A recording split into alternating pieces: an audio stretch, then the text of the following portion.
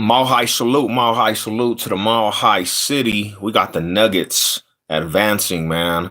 Shout out to the Nuggets, man, going and playing dominant basketball in this series against the aggressive ass Clippers team, bro. Um, it was good to see them at the end of this game actually turn up. And, you know, after the Nuggets had lost their coach, bro, a lot of people just counting them out. What up, Big Daniel? How you doing tonight, man? A lot of people counted the Nuggets out, bro, and it's been like I see this everywhere, homie. In all their runs, bro, it seems like a lot of the media and even the fans just count out the Nuggets and Colorado sports in general. Avalanche people are saying the Avs going to have a chance to get out this series they're up right now. But it's interesting because when you look at Colorado sports, it seems like the Nuggets, the Broncos, the Avs, all the Colorado sports, they're always seem to be crucified by the media, and people just act like they're not gonna play to their best of their ability. And then they do it, and a lot of people don't really have nothing to say because I swear, man, after the Nuggets basically went down 2-1 in this series, people just counted them out. And they didn't even put in the whole thing that pretty much the Nuggets have the best like the homie Z was talking about this. The Nuggets got the best basketball player in the world. And I don't know why people just expected the Nuggets to actually just give up and just say, I'm not playing the rest of the series, bro. It don't work like that. You got the best player in the NBA named Joker. You think they're just gonna roll over, homie, and give these fools the win? Like you can't bet against these dudes always, homie. Like they're always betting against Colorado sports. They're always hating on Colorado sports. What's up with it, Shy? You know what it is. Nuggets, we took in the series, man. We advancing. So I just want to give a shout out to, the Nuggets for advancing after they lose their coach, after they're down in the series. And they just advanced it to the next part of this playoff run, man. Now you gotta come in this next series swinging, but the Nuggets did their thing, bro. So I hope everybody's good, man. Avalanche are about to win this game, so we'll see them ball out. Um, Mile high salute to the Box State.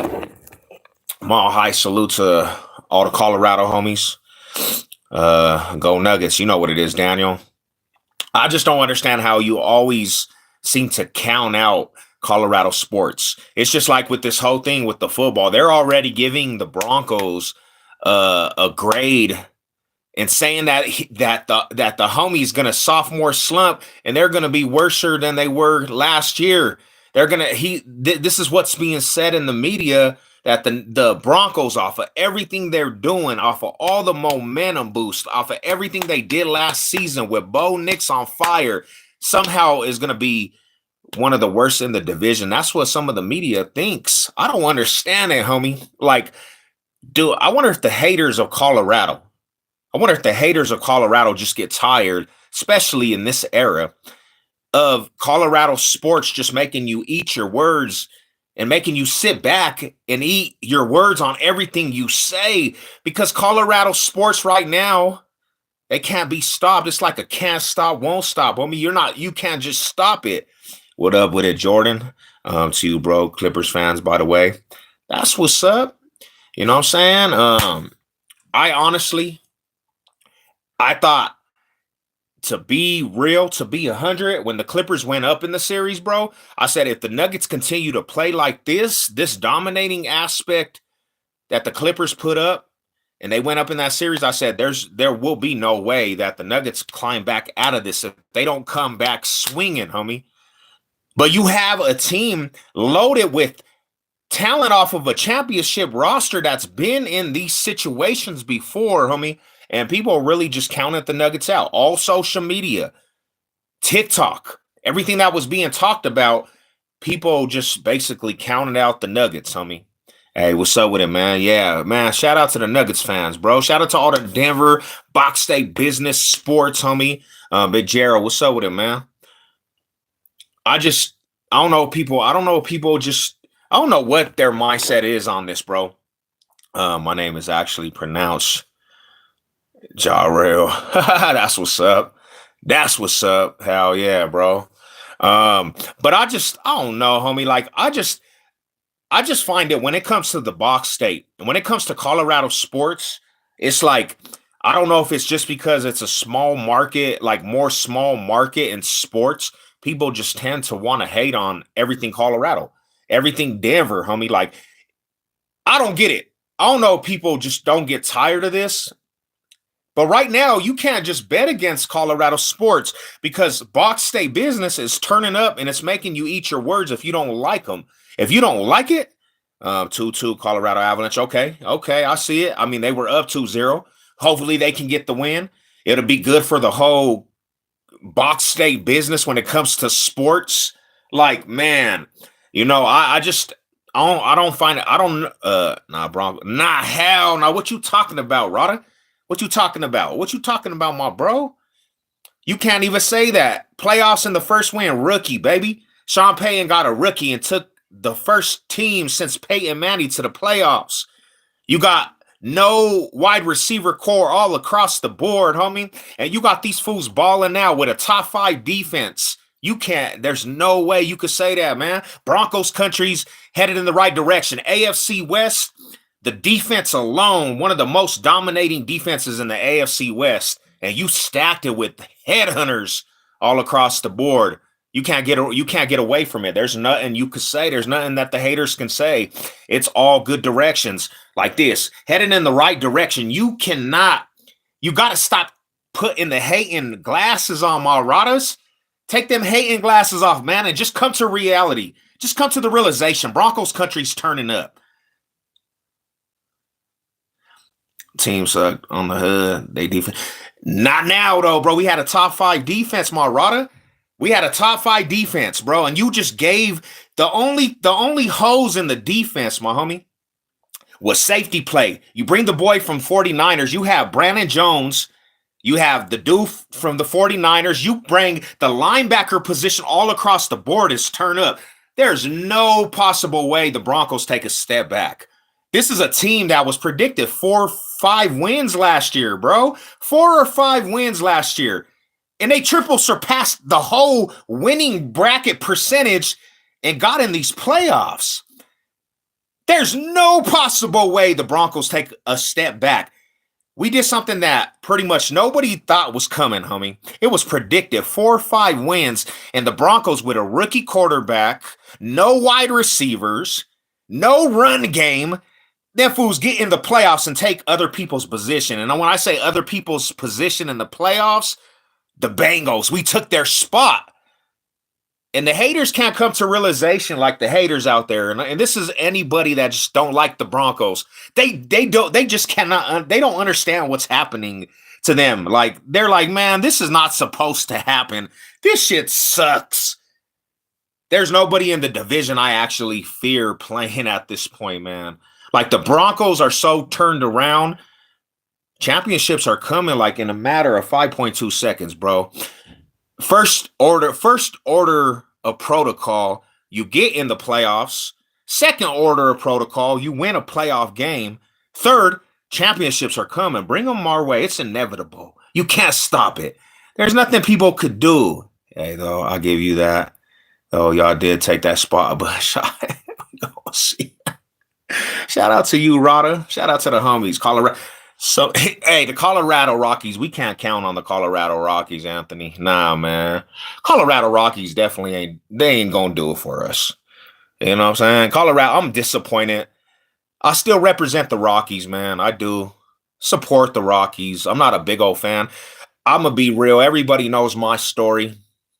Everybody knows my story, bro. It's this before anything. You know what I'm saying? That's what I do in this life, man. It's this before anything, you know? That's what I do. Everybody's going to know that. Broncos country all the way. But I support the home team like loyal to the soil of Denver. You know what I'm saying? Like if it's a Denver anything, homie, it's Denver before anything. So, shout out to the Nuggets, bro. Shout out to the Avalanche. Avs got to take this too, bro. This is a thing. This is the thing about Colorado sports right now too, is that the Colorado sports are all in the better direction. Avalanche, Nuggets, the Broncos.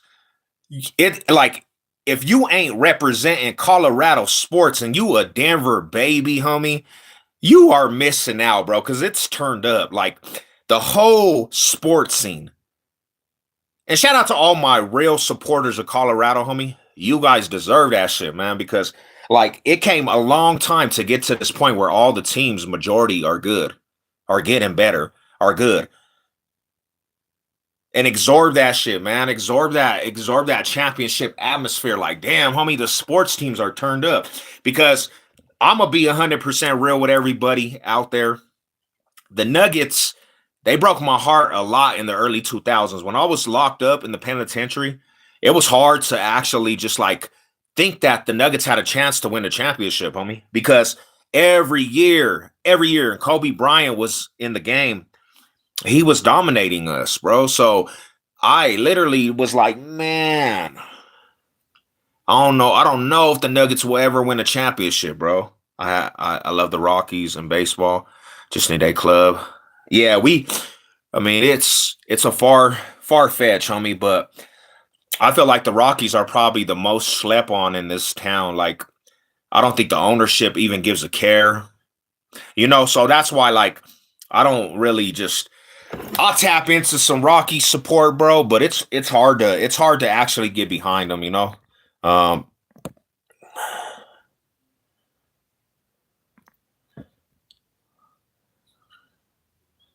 Yeah, they definitely fallen off, man. Broncos, what's up with it? Radas? They used to be better though. Game was on point. Nuggets went. Yeah, Nuggets came out swinging, bro. They came out swinging. And that's what you want to do, man. Go Nuggets, baby. Let's go. Let's go. That's what you want to do, homie. Like, you have the players to dominate, bro. Don't give me this. This is the thing. The players that we seen tonight in the last win, bro, the domination where they dominated the game from, the get-go, that's what you need to come into these series and take it, bro. Like, make these fools that just talk to talk, say there was no chance that the Nuggets were going to win this series. What? I don't understand that. Like, I think fools be getting high when they analyze this shit. You got Joker, bro. Anytime Joker's with your team, you have a shot. You got a shot, bro. You got the best player in the NBA, homie. A dude that really can't be stopped. And you really just say that they don't have a shot? That's just some bias shit, bro. Nick Wright. We all know this fool, Nick Wright, the idiot from Kansas City that just, I don't even know why he gets any airtime. This fool just hates on Colorado sports. But we're used to it. As Colorado sports, bro, we get used to this shit. We done heard this so much, bro. Like, go back to the early days of Broncos country, bro. 97 and 98, besides maybe the 98 season, right? We were the underdogs against Green Bay Packers, homie. They said we didn't have a shot. They said that the Broncos did not have a shot to win the Super Bowl. What happens? We make them eat their words. The series all the way up to the Broncos and Peyton Manning, there was actually people saying that the Broncos were not going to win another Super Bowl. Every game against the Steelers, we're getting beat. We're getting beat against the Patriots. We're getting beat against Cam Newton in the Super Bowl. What happened? We make people eat their words. What happened with this last run with the Nuggets? Nobody gave us a shot, bro. Every series in the playoff run, the Nuggets were asked out, bro. They were just saying that the Nuggets didn't have a shot. What happened? The Nuggets just basically made you just look like fools. And all the Laker fans, bro, they were so in distraught. And look what's happening with these dudes now. Because Nuggets said, hey, bro, we are your father, bro. We are the Nuggets father. We are the Lakers father. We are about to ass disciplined. You don't get no love, Laker boys. all you do is gonna get beat by the Nuggets, right? And that's what happened. And now look at these idiots. These dudes are over here out of the playoff hunt, bro. Like you guys did all that to get the dude from Texas, the Dallas Mavericks, and he didn't even help you dudes in any way, man. It's like, wow. Hopefully Arnold Holmes will be ready for 2025 season after finals. Not sure if we can beat the Thunder, but still, hey, I mean, this is the thing is, bro, that's where faith comes into to play, man. You gotta believe we can. Like, yeah, that's cool. That's cool and all. But you know how it goes in these playoff runs, bro. It's a new season right now, bro. And it's an aspect of you gonna come into this game and you gonna dominate, or you're gonna get sent home. There's no more life after these playoff series. Like you either gonna win and fight for something bigger than yourself, a championship, bro, or you're going home. You're going home packing. And I just don't see it right now. Having the best player on the squad, homie, and Joker, and then knowing the potential of the Nuggets, it's gonna be an easy series for the Thunder. You know, we just got to play Nuggets ball, bro. That's the bottom line. Like you can't come and play sloppy shit like you did in this series of Clippers, because you will get beat. But I for sure know in my heart, and when I analyze this, the Nuggets can beat anybody, homie. Forget all that, man. Like the Nuggets could beat anybody, bro. That's how we have to rock, you know. Hit the Nuggets, but hopefully we beat them. He is a huge factor for the defense and possibly helping Joe get in the paint. Sucks that you get it. Let us get a little more defense too, bro. Let us get a little more defense. Let us get some help on the defense side of the ball, bro. That's what kills the Nuggets, homie. To be real, that's just what kills the Nuggets, Marada. The defense side of the ball is lacking. But when they play that defense and you make these some people, oh yeah, damn. Come on, man. Come on, Colorado Avalanche. You making it a little hard for yourself. But when you play your ball and you play defense, bro, and then you got sharpshooters like Blue Arrow, Jamal Murray, and they're on. You can't say that that you don't believe when you go into these series and these games in the playoffs, bro. You know? My question is to the haters. I mean, I seen this whole series. Before the series, everybody was picking the Clippers. I want to know where them dudes are. I want to know where all the haters that everybody said the Clippers had a better team and they were going to beat the Nuggets. I want to know where these dudes are. I want to know. I seen it all over TikTok. You know what I'm saying? And it's like that's just the revolving door that we see, bro, with Colorado sports. They always trying to count Colorado sports out. And then when the Colorado sports just come out swinging and they take the aspect of the series, it's like, where are these dudes at? They go hiding under a rock, and then you don't see them for a long time. Like, come on, man. Man, stop it. You know?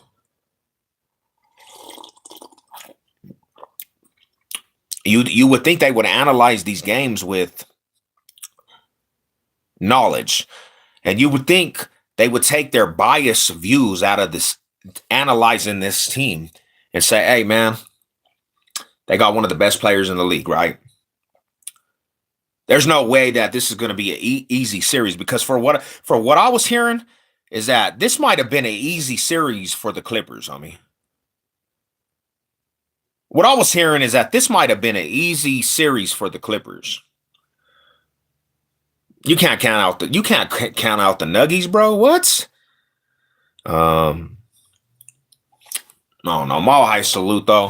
Hope you guys are having a good ass Saturday. Yeah. The best player in the world, not just the NBA, in the world, is on your squad, bro. Is on your squad, bro. You know, like, let's just be real, Rodas. Let's be real, man. Anytime Joker's on that court, You just have to have other aspects of the team come together and people contributing to the win, and you're gonna win, homie. You're gonna win. It's that simple. You just need people to do their position. You got Joker on that court. You're gonna win. So I said this before, my bro. I didn't want the Broncos to go in this draft and put their whole aspect in defense at all. I didn't want that, homie. I didn't. I don't think the Broncos at 20, and this is my opinion. This is what I was feeling at the time when it happened. Cattle Dog, what's up with it, brother? This is what I was feeling at the time when it happened. You don't have to necessarily go for the defense side of the ball in this draft to the later rounds. Focus in on the best players of the offense for Bo Nix. Then you go to the later rounds, which you have 7 picks, and you got more picks. You could have focused in on the defense in the later rounds because the offense side of the ball is what we needed pretty much in this draft. But after analyzing the situation, great pickup because of the simple fact you see who's already on the field with the Broncos defense, right? You just added pieces, and if the dude is living up to what he has potential from college, you put that on the field with Pat Surtain, bro. It's going to be an incredible run just to watch this defense be ball hawks, bro. I'm talking about this whole secondary's lit. The defensive line is lit. Linebacker core is lit. There's no real holes in the defense, bro. So you put that youngster from Texas on the field with the lineup that's going on with the Broncos, bro. I see one of the best defenses in the league. It's going to be the top 3. It ain't even going to be in the top 5. Top 3, if not the best defense, one of the best defense, and that's like in the top 3, bro. You're going to have it's going to be a sight to see, bro. If they were doing this last year with holes in the defense, it's over, bro. So yeah, I mean, I actually like the pickup. Damn, we lost. It's all good, man. What's going on? I'm glad we went heavy D. Yeah, you needed to actually do what you needed to do for your squad. If you had a lot of holes, like if it was defense, you had to go and do your homework, bro, and draft defensive players. You know, I'm pretty excited though, man. I'm pretty excited for the players that the Broncos drafted. Definitely want to see these young fools take off. Training camp will be July, and it's going to be exciting to see because this is the thing. I was talking to some dude at the dog park today, and we're talking about Sean Payton, homie. Sean Payton, he's going to get players that fit his scheme. It doesn't matter if you think he reaches or not. He's going to get players that he feels reaches his scheme. He knows what it is to build a roster, bro. And this is the thing, what I was saying, when they did the whole Bo Nix experiment and they got him with the first round, I knew in his mind, he really thought this fool is going to be on a potential chance of Drew Brees, bro. He really was thinking this in his mind. And he knew better than all of us because look at what happened in that first year with Bo Nix as quarterback and Sean Payton together, homie. Playoffs, bro. You understand how hard it is with a rookie quarterback with no cast around him. I'm not saying no cast around him myself because I already knew the wide receivers and I knew what could be the potential if you have a quarterback that can play above average, bro. First year rookie quarterback, bro, and he takes him to the playoffs. That would be lovely, bro. So let me ask you, somebody that's big on him. Do we play him in the nickel and then we let Riley Moss be the number two? Or do we let him be the number two and let Riley Moss go to the nickel? See, you can do all kinds of things, bro. That's what's exciting because if he's a ball hog, like, bro, like we're all predicting and we know, he was, I guess, to be honest, he's probably one of the best defensive players in this draft, and the Broncos went and got him. So you can't really hang your head on that, like, damn. But you could do a whole different scheme, homie, and it's just it's just gonna be that licking the chops, homie. We play any offense, whoever we play, homie, they better be ready. Whoever we play, they better be ready. The whole division better be ready, bro. It better be ready. It doesn't matter if you're Patrick Mahomes or not. Because once we smell blood, bro, we start licking our chops and it's hunt time, homie. This defense is about to tee off. It's gonna be a beautiful thing to see these Broncos get back to the standards that we know, bro. It's a beautiful aspect to think. You got better on the defense side of the ball, which you were already good. The additions from free agency, homie, like that was one of the biggest things. Greenlaw, whatever his name is, how you pronounce, I can't even pronounce homie's name, but you gave us a linebacker, if healthy, one of the best in the NFL, bro. And he can put the locks on tight ends, which the tight ends that we play, homie, if they started carving us up, there was not a linebacker on this team that you would be comfortable with putting on a tight end. Travis Kelsey's, you know what I'm saying? Like, and we have a linebacker, if he's healthy, I don't fear it. I don't fear it at all. One thing I'm gonna say about this, yeah, I'm gonna say this like this, bro. I want to see the Broncos, homie, come with a package, right? With the basketball player we draft and have him in a package in the red zone, and the way he plays basketball, and he could actually post up a DB. I want to see them fools just. He's a tall dude, bro. Like he all he did was specialize in rebounds. I want to see them do something for him in the red zone, because that was another thing is too.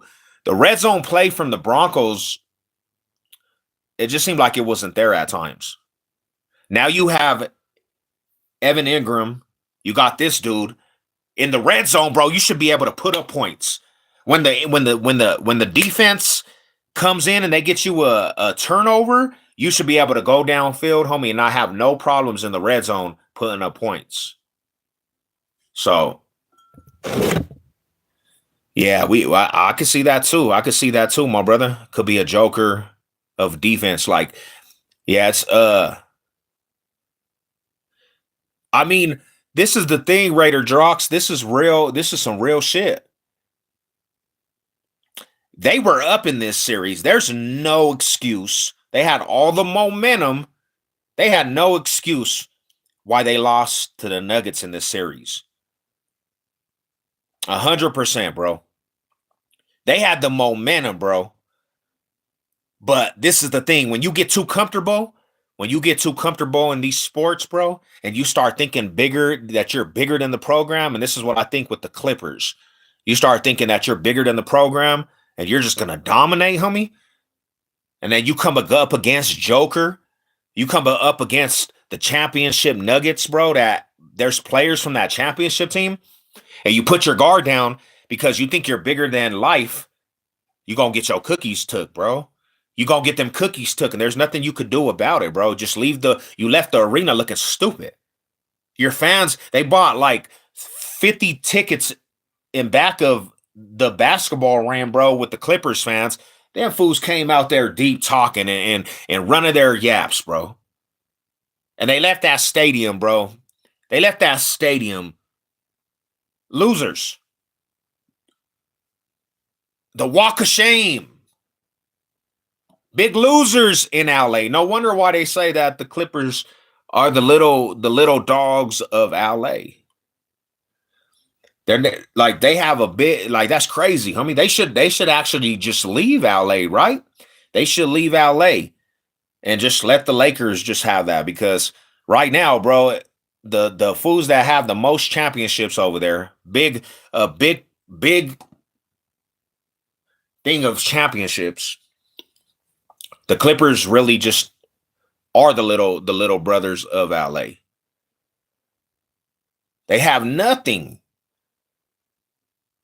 If I was a Clipper fan, bro, I wouldn't even be. I honestly, and I was from LA, I would be devastated.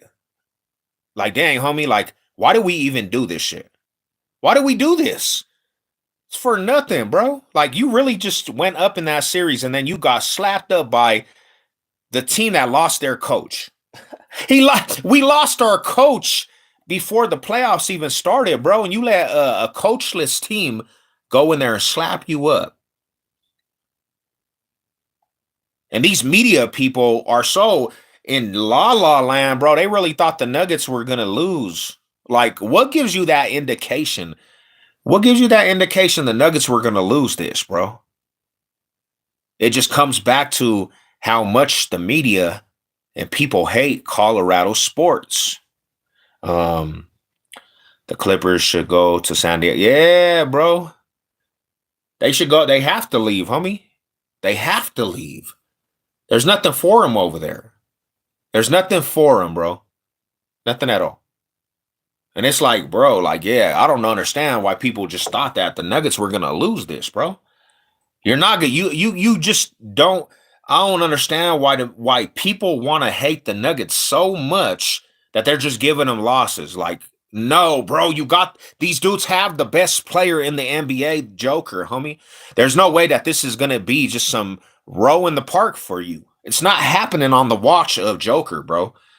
Because first and foremost, you have to just shut him all the way down. He's gonna get his money regardless.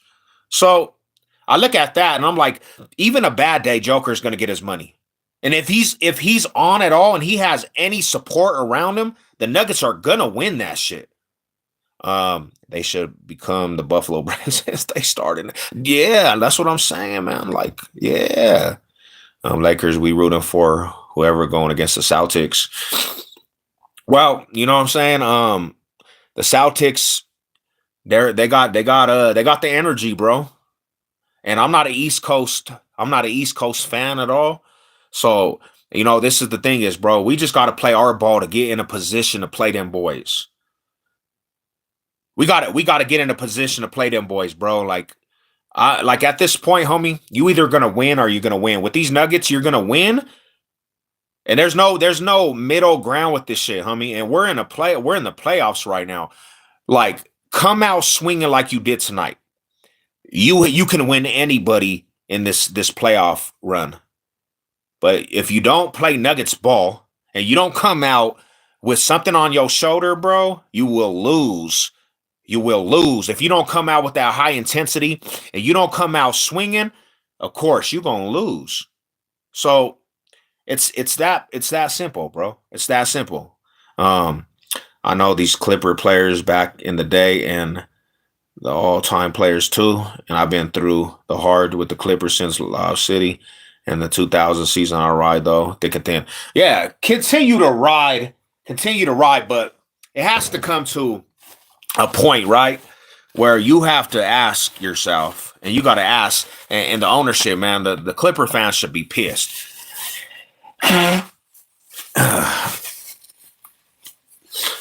What's the big cause of why?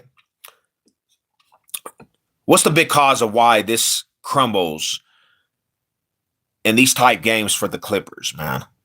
What is it? What is it? And how do we get through this? How do we get to the next level with things? Because right now, it just seems like when it comes to the squads, bro, the Lakers actually have that bragging right of LA, and it doesn't seem like it's changing anytime soon. This was a perfect opportunity for the Clippers to get some respect in LA, because I don't even think the Clippers get respect in LA, bro. The Lakers get beat up in their playoff game. They get sent home packing. This was time for the Clippers to actually come out swinging and do their thing.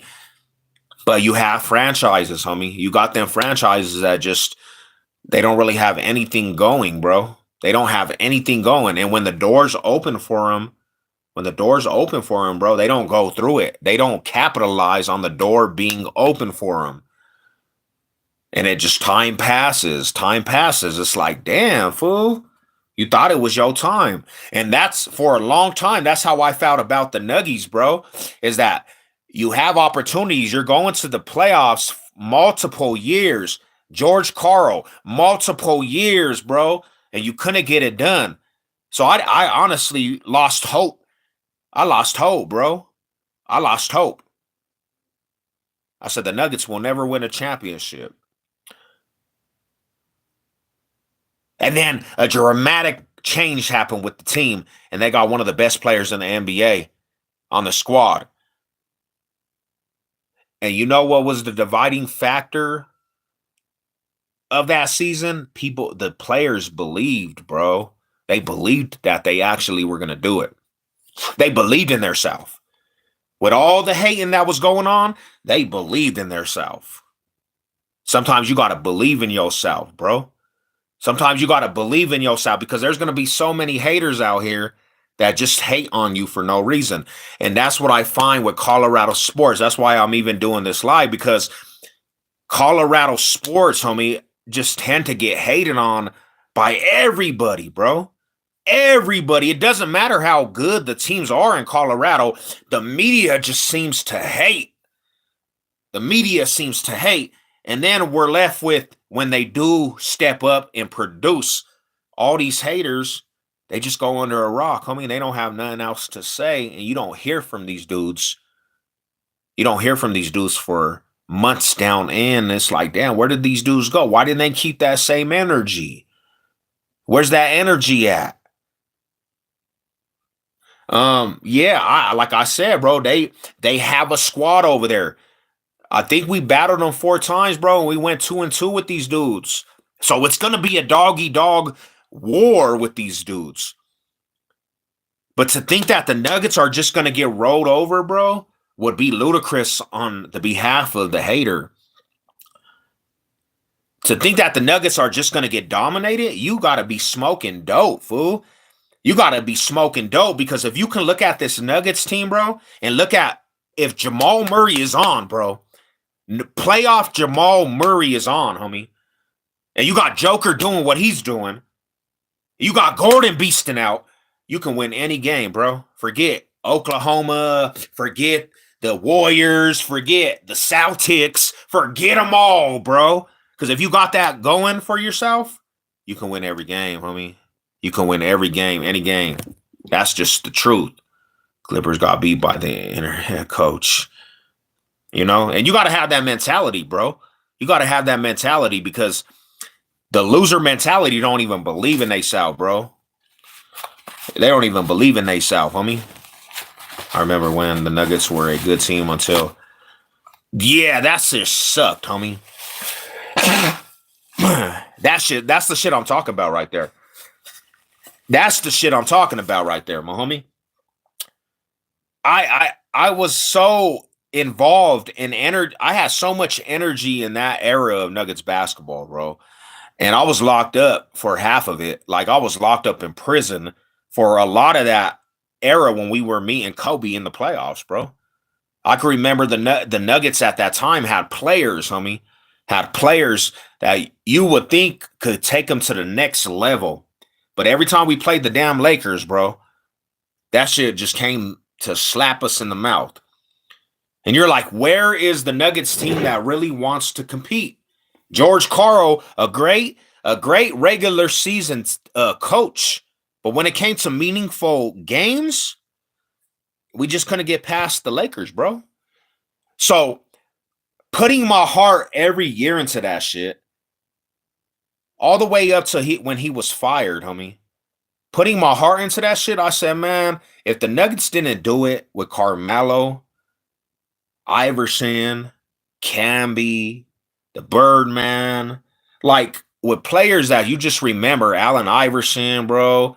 You know what I'm saying? J.R. Smith. Like, if they didn't do it at that time, homie, I didn't never believe the Nuggets were actually going to get a championship. I didn't believe it, homie. Because when you look at the NBA too, like you look at the top tier teams, right? And you look at the juggernauts of the NBA.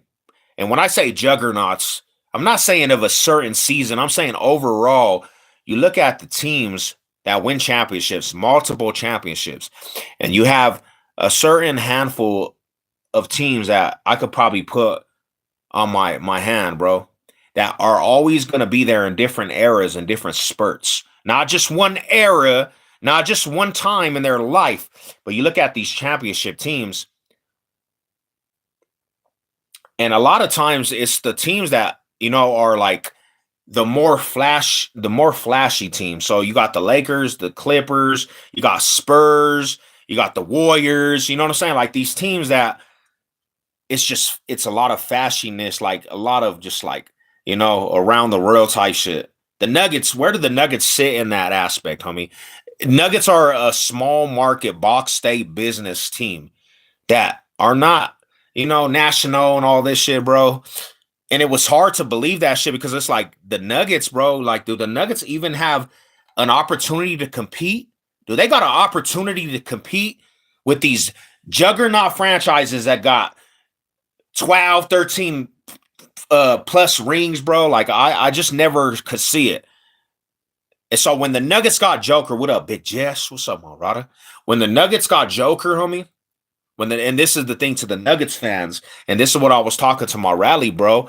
When the Nuggets got Joker, homie, and he showed you what he could do, and he showed you that any given game, bro, he's gonna dominate. It made you really, really have some faith that the Nuggets every year with him on the roster could win the championship. He gave the city of Denver that hope, bro. He gave the city of Denver that hope. You know? You already know, man. Mile high salute, Rodders. Mile high salute. He gave Colorado hope, bro. The hope that we always wanted. There's not a time that I watch Nuggets basketball when I can, bro. That when Joker's on that court, I don't believe. There's not a time that I don't believe. I'm like, bro, yeah, we lost that. We gonna win this war. You know what I'm saying? And that's how all Nuggets supporters, fans, super fans, maniacs of the team, they should always believe that shit. Malhai Salute said, what's up with it, Rada? Let's go, Nuggies. Advancing to the second round, man, without a coach. How you get beat to a team that don't have a coach, Jess? How do you get beat by a team that don't have a coach, my homie? You know why? You know why, my Rada? Because we got Joker on that court. He gives you hope. And when the players want to play, Murray comes alive with them threes, bro. Yak him. You can't stop it. And then this is the thing is, bro, like, I know there's a debate about Westbrook. His high energy, when he's on, bro, and he got the high energy, let's be real. Let's be real. People gravitate to that shit. Let's be real, homie. You could say whatever you want, toxicness, and this is how I viewed it. And I'm thinking like, damn, bro, that can be a separation in the locker room. But when it's on, homie, and you're producing, when it's on and you're producing, the Westbrook of domino effect, bro, is that it's magnetic, bro. Like people are magnetic to that shit. That's why Aqib Talib for the Broncos in 2015. That's why that defense was on point because them boys, man, them boys right there were headhunters, and Talib had a lot to do with that shit. His energy, you want that shit on the squad. Forget all that pansy shit, bro. You want a fool that, you know, and this is what I'm gonna say. Remember that war when he got into it with Treeb and he snatched the fool's chain? I vouch for that shit like hell yeah, homie. That just goes to show he gonna ride for his homies, and he ain't just gonna bow down to no one, bro. So you come on this field with your chain and you act like you a stunner. I'm gonna show you who the stunner. You just got jacked for your chain. Yeah, other people will be like, we don't need that toxicness. I want that shit. I want that. And I'm just going back. I'm gonna give an example, homie. You know what I'm saying? Don't, you know what I'm saying? But you want that intensity, bro. You want them headhunters on that squad. The Nuggets wise, Westbrook, bro. Follow that lead, have that energy, bro. When Murray's on, homie, you could tell Murray's feeling this shit. You could tell that energy just, and that was one thing that they had a lot in that championship run with the Nuggets, bro. What's up, Rada? What's up, Mo High? How you doing tonight, bro? That was one thing the Nuggets had all season, bro. That energy. When they went to the championship and won, bro, they had that energy, bro. You are playing the giant of the NBA, homie. In their minds, every single player on the Nuggets, bro, when they won that championship that year, they really believed they were the giants of the NBA, homie. And they said, hey, bro, you're coming to face the giant. You're not playing with the boys no more. And they made fools pay. And you know what really I think was a defining line in that championship run was they were told multiple times. I mean, you're not winning this series. You don't have no hope to win this series. They play with a chip on their shoulder, homie. And playing with a chip on the shoulder, sometimes it throws the team over the edge with that shit like, let's go, bro. We're playing for something bigger than ourselves, And that's what's up, bro. Play with a chip on your shoulder. Because when you're told a million times you can't do something, it will make you pissed. It will make you play at another level in games, bro.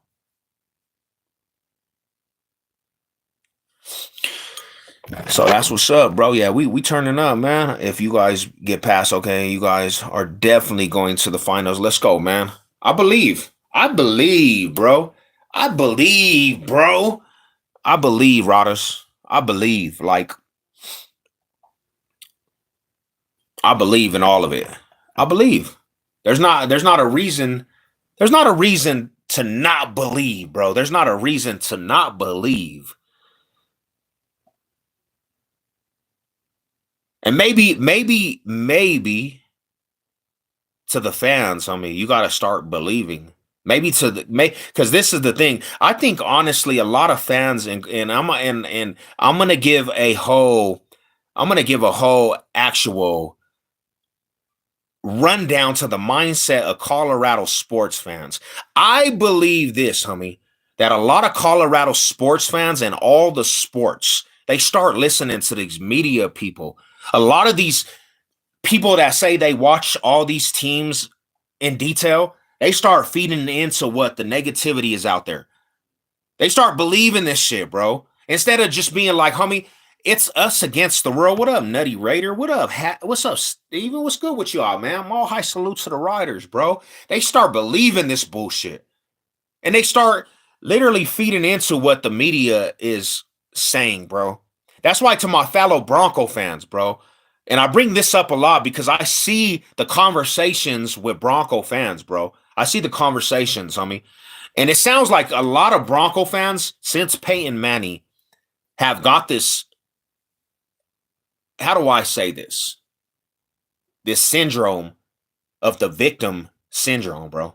They rather play the victim card and they rather bash the Broncos out of being victims, and they're content with being victims instead of being like, hey, this is Broncos country, bro. We're gonna fight for this squad and we're gonna be the voice of the fan base. But now you have so many different circles of Bronco fans. You got these fools over here that love being pessimistic. You got these fools over here that every pick and every decision that the Broncos make, they think it's bad. They think everybody's overrated. Even when the Broncos are making you eat your words and making you feel some type of way and showing you that it's in the right direction, there's still questions from some of these fans. Because you know what? I think they fed into all the bullshit that everybody speaks on. And I know people are gonna say, "Hey, but yeah, let's just what's the outcomes of the seasons and this and that?" Do you put in consideration, homie? You first and foremost, you lost a general in Peyton Manning. When you lose a general like that, that's a field general. You're not gonna get that same quarterback play from other quarterbacks. So you trying to fill in this quarterback aspect, the most important position on the field, and then you have Trevor Simeons and you have Teddy Bridgewaters and Case Keenums, Paxton Lynch's and Osweiler, Brock Osweilers. You think you're going to get that same level of play and you're just going to win championships? No, bro. When you lose a general like that of the game, like Peyton Manning, you're going to take your bruises and bumps. It comes with the territory, homie. Because Peyton Manning, that's why you motherfuckers that just don't appreciate shit, you got to understand when we had Peyton Manning, homie, you had somebody in the game that was the best at his position. You don't just get that every day, homie. So I knew this was coming, bro, when Peyton Manning actually retired. I knew the Broncos were going to take a dramatic fall off the face of the earth. I knew it. It didn't matter like how good your defense was because if you can't put points on the board, you're not winning games, bro. It doesn't matter if your defense gets six sacks in a game and 3 interceptions and your defense is the dominant force of a game. If you don't have a way to put up offensive points, you're not winning. So losing Peyton Manning, I mean, it's only obvious, but you got Bronco fans out there that just didn't put that in perspective and didn't really even calculate that up. And they're like, bro, we know this. I don't know if we didn't understand this, but we thought that the Broncos were just going to keep the top tier of a franchise. Hell no. Pat Bowlen passed away, bro. Let's be real. Pat Bowlen passed away, one of the best owners in the NFL. You lose Peyton Manning, you're going to take a dramatic dive off the edge, bro. But it doesn't give a person a right to bash the squad. It doesn't give you a right to actually start hating on your squad more than the haters. And that's the thing that irked me with a lot of these fools that said that they represented Broncos country, bro, because they bashed the Broncos and it came off at toxic hatred. And it's like, bro, are you a Bronco fan? Are you more of a hater of the Broncos? Because right now you're showing your true colors, and I could never, ever consider you my brother in this Broncos fan base, homie. I could never, bro. And that's why to this day, it's a select who I actually conversate with about the Broncos. But that rolls over to all the Colorado sports, bro. And this complex comes with Colorado sports in itself. And I don't know if it's the mentality too, bro, is that maybe if you look at the main characters of these fan bases, right? Maybe just a big percentage of the fans, homie, just don't have it in their hearts. And that's not a characteristic about them to be the writer, to be the voice.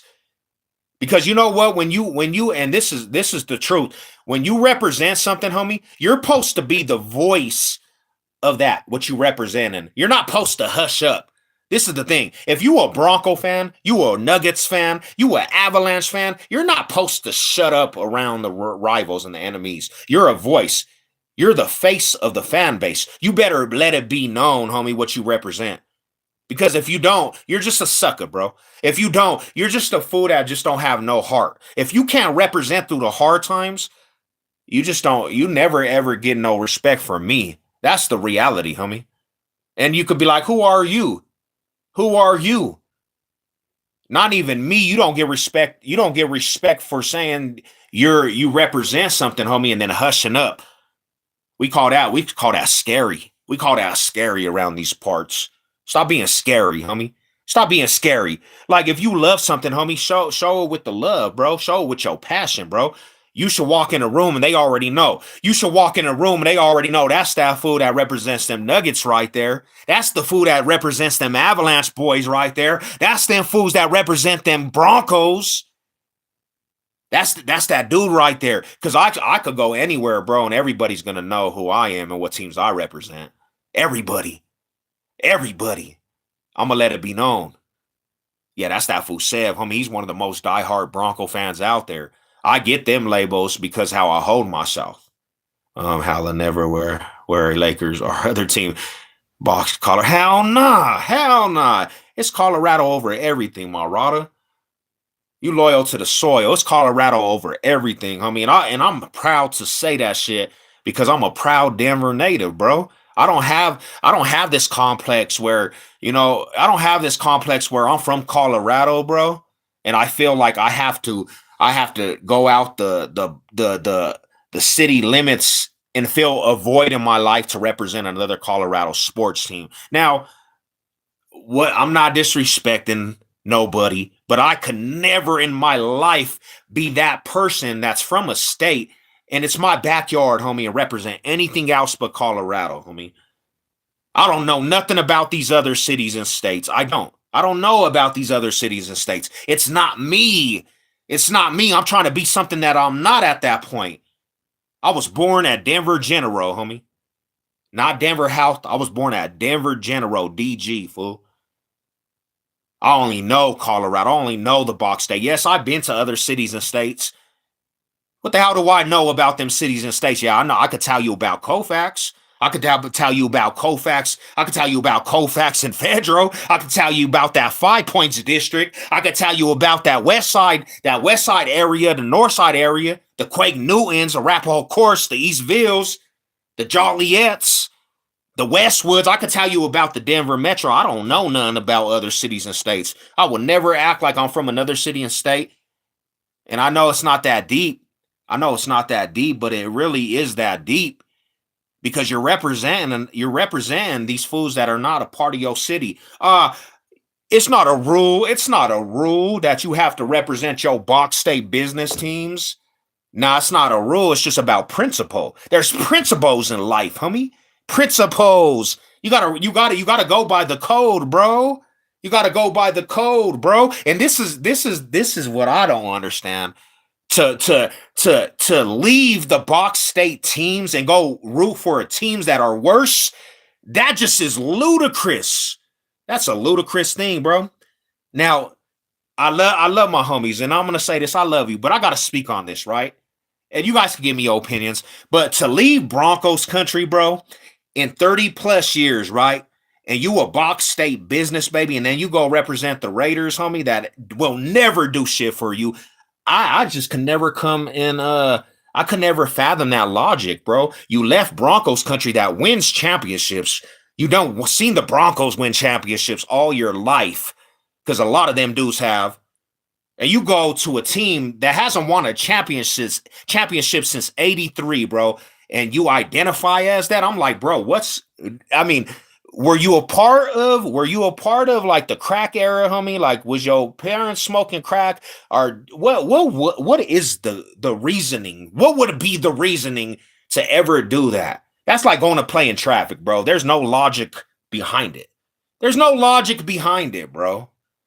It's like, bro, go play in traffic on Colfax at rush hour. Just go play. Go play football or something. That's how I think. Like, there's no logic behind that. I mean, you know what it is. You know what it is, Chris. Raider hater all day. That's what we do. That's what we do. And I'm just talking shit, man. The Nuggets won, bro. I can't fathom it, bro. I'm not from Oakland, Colorado, bro. I'm not from Dallas, Colorado, bro. I'm not from San Francisco, Colorado, New York, Colorado. Them are fairy tales, bro. That's fairy tale mindsets, bro. Shout out to the homies though, man.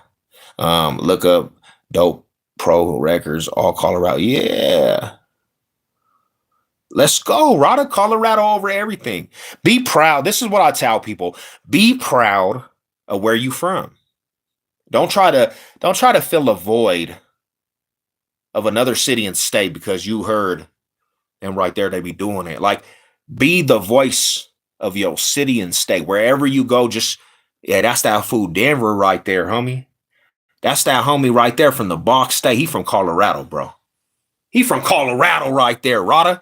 He from box state. We know who he is. You got to be that type of individual, man. Sometimes you got to pop out and show them, bro. Shout out to everybody, Rada. Shout out to everybody, my homies. I grew up in all majority. Yeah, we all project babies, man. What's up, Bracken Mall? I salute to you, Rada. Yeah, nah, I had to come speak my mind, bro. It's mind blowing to me. It's mind blowing to me how everybody just want to count out these Nuggets boys, bro. Everybody, every time I hear about Nuggets in this series, it's the Nuggets don't have a chance. And every time I'll be like, what makes these people really think this shit, bro? What makes them in their mind just get up and say the Nuggets don't have a chance to win it all? Is it just to fill the airtime? Is it because like at this point, don't you get tired of just being wrong? I be thinking like these fools. I wonder if they get tired of being wrong, bro. They have to get tired of it. It has to be exhausting. I mean, because you're like at this point, you just make yourself look like an idiot just saying, "Hey, the Nuggets just are going to get beat." You just look like you don't know sports after a while because you're always wrong. You're just always wrong. You know, so that's how I feel about the situation. When are these dudes ever gonna just get tired of being wrong? When are these dudes get tired of being wrong, bro?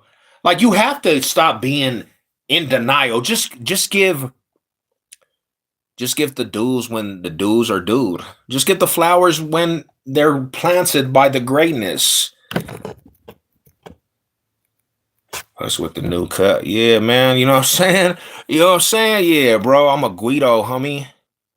I'm a Guido Marada. I had to do it. You know what I'm saying? Next, look at this. Ah, bro. Where's my you know what I'm saying? I'm taking you back to the old school, my homie Brax.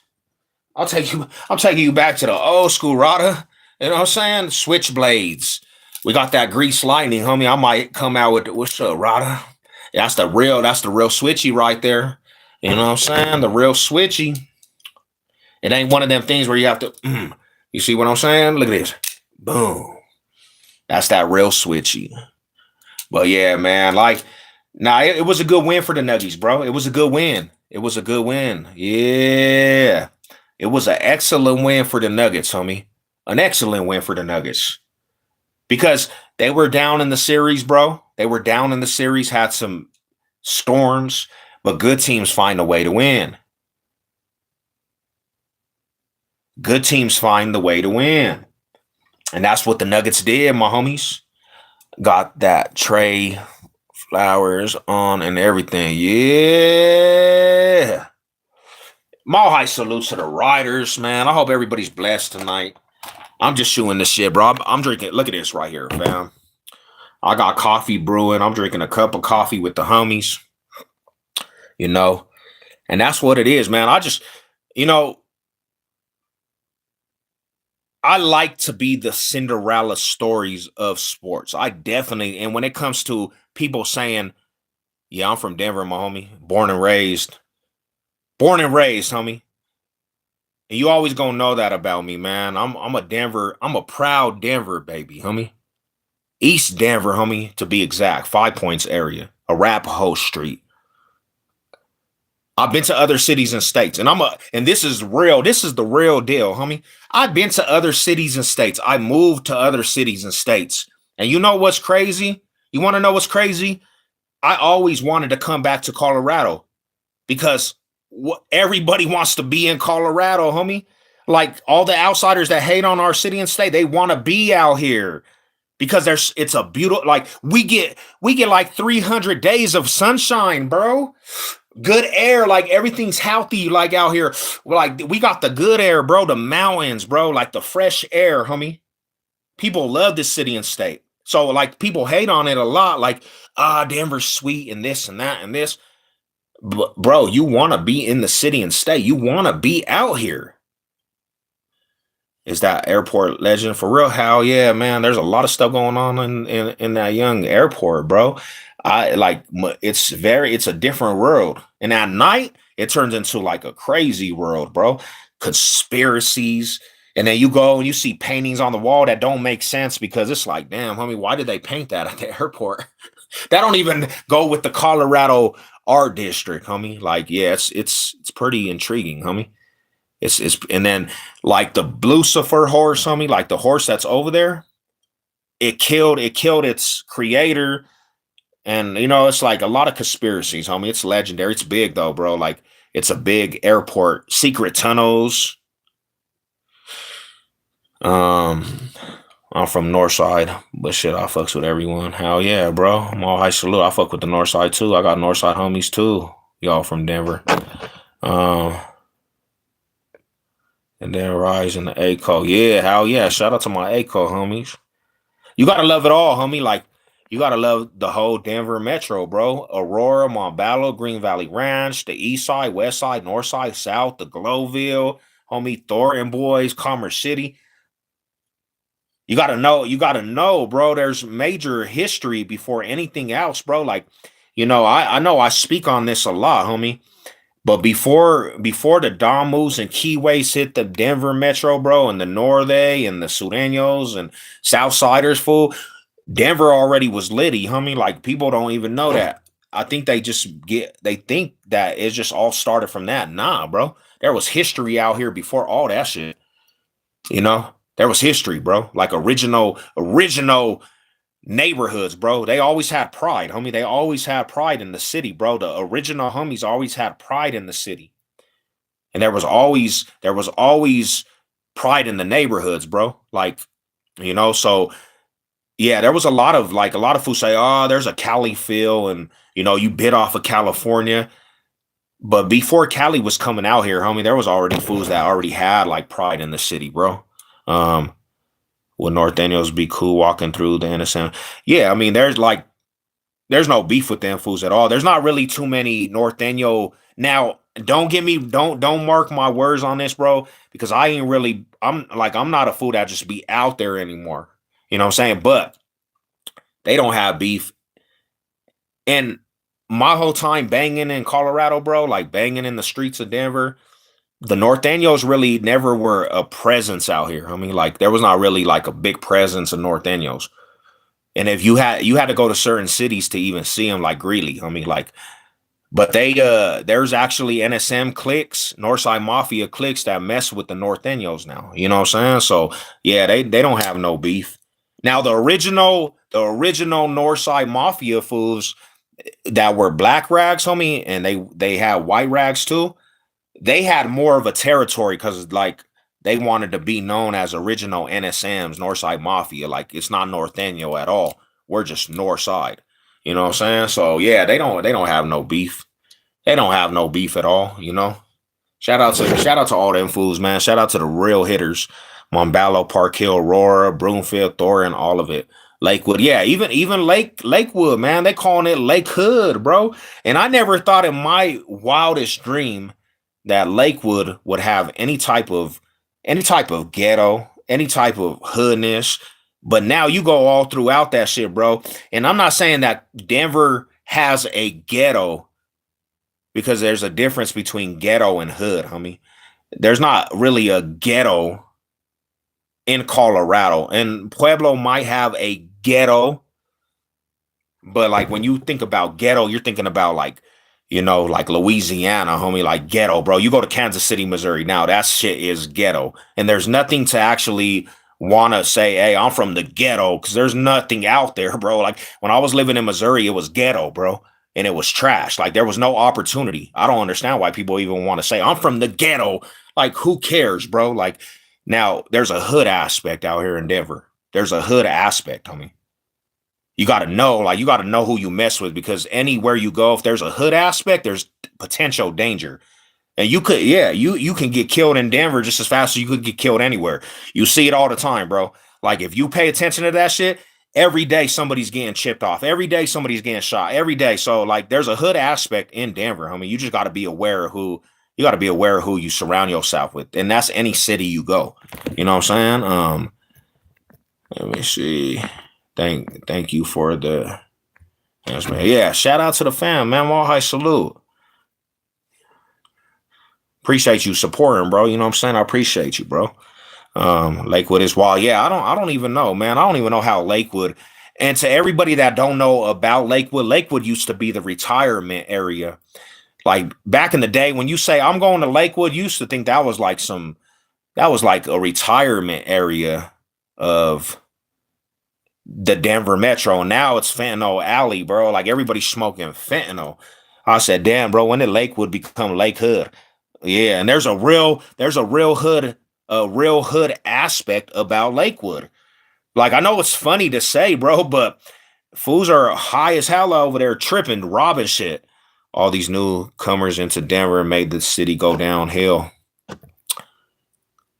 I can agree on certain aspects of that, bro. Like a lot of people that came out here for the weed and started just being homeless, started looking like Skid Road a lot. Like, yeah, that shit was wild, homie. And now you got that shit everywhere too. Fast and it's ghetto. It was ghetto in the 90s. Yeah, bro. I literally so this is the thing. When I was out there, Jess, I was living in the Knob City apartments, bro. It's called Knob Hill. And that shit was ghetto. Go to Google right now, bro. If you guys got Google and just put Knob Hill apartments, Kansas City, Missouri, bro. And I promise you, that should have come up, bro. And it's one of the baddest, it's one of the worst project housing, bro. It's bad out there, right? I didn't even know I was going over there, homie. And I moved straight to the projects.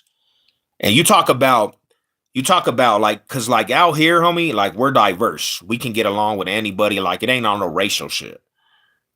You go out there, bro, everybody's on racial shit. Black folks, white folks, Mexican folks. I happen to go straight to the projects where all the African Americans was. And luckily I know how to survive, right? But they did not like your boy and my wife. They didn't like that shit. They was like, who are these light-skinned ass people looking wetito in the projects? And me being who I am, homie, I don't have a fear factor like usually. Nah, I don't really do. I said, bro, I'm not staying in these apartments. I don't give a fuck whose hood this is.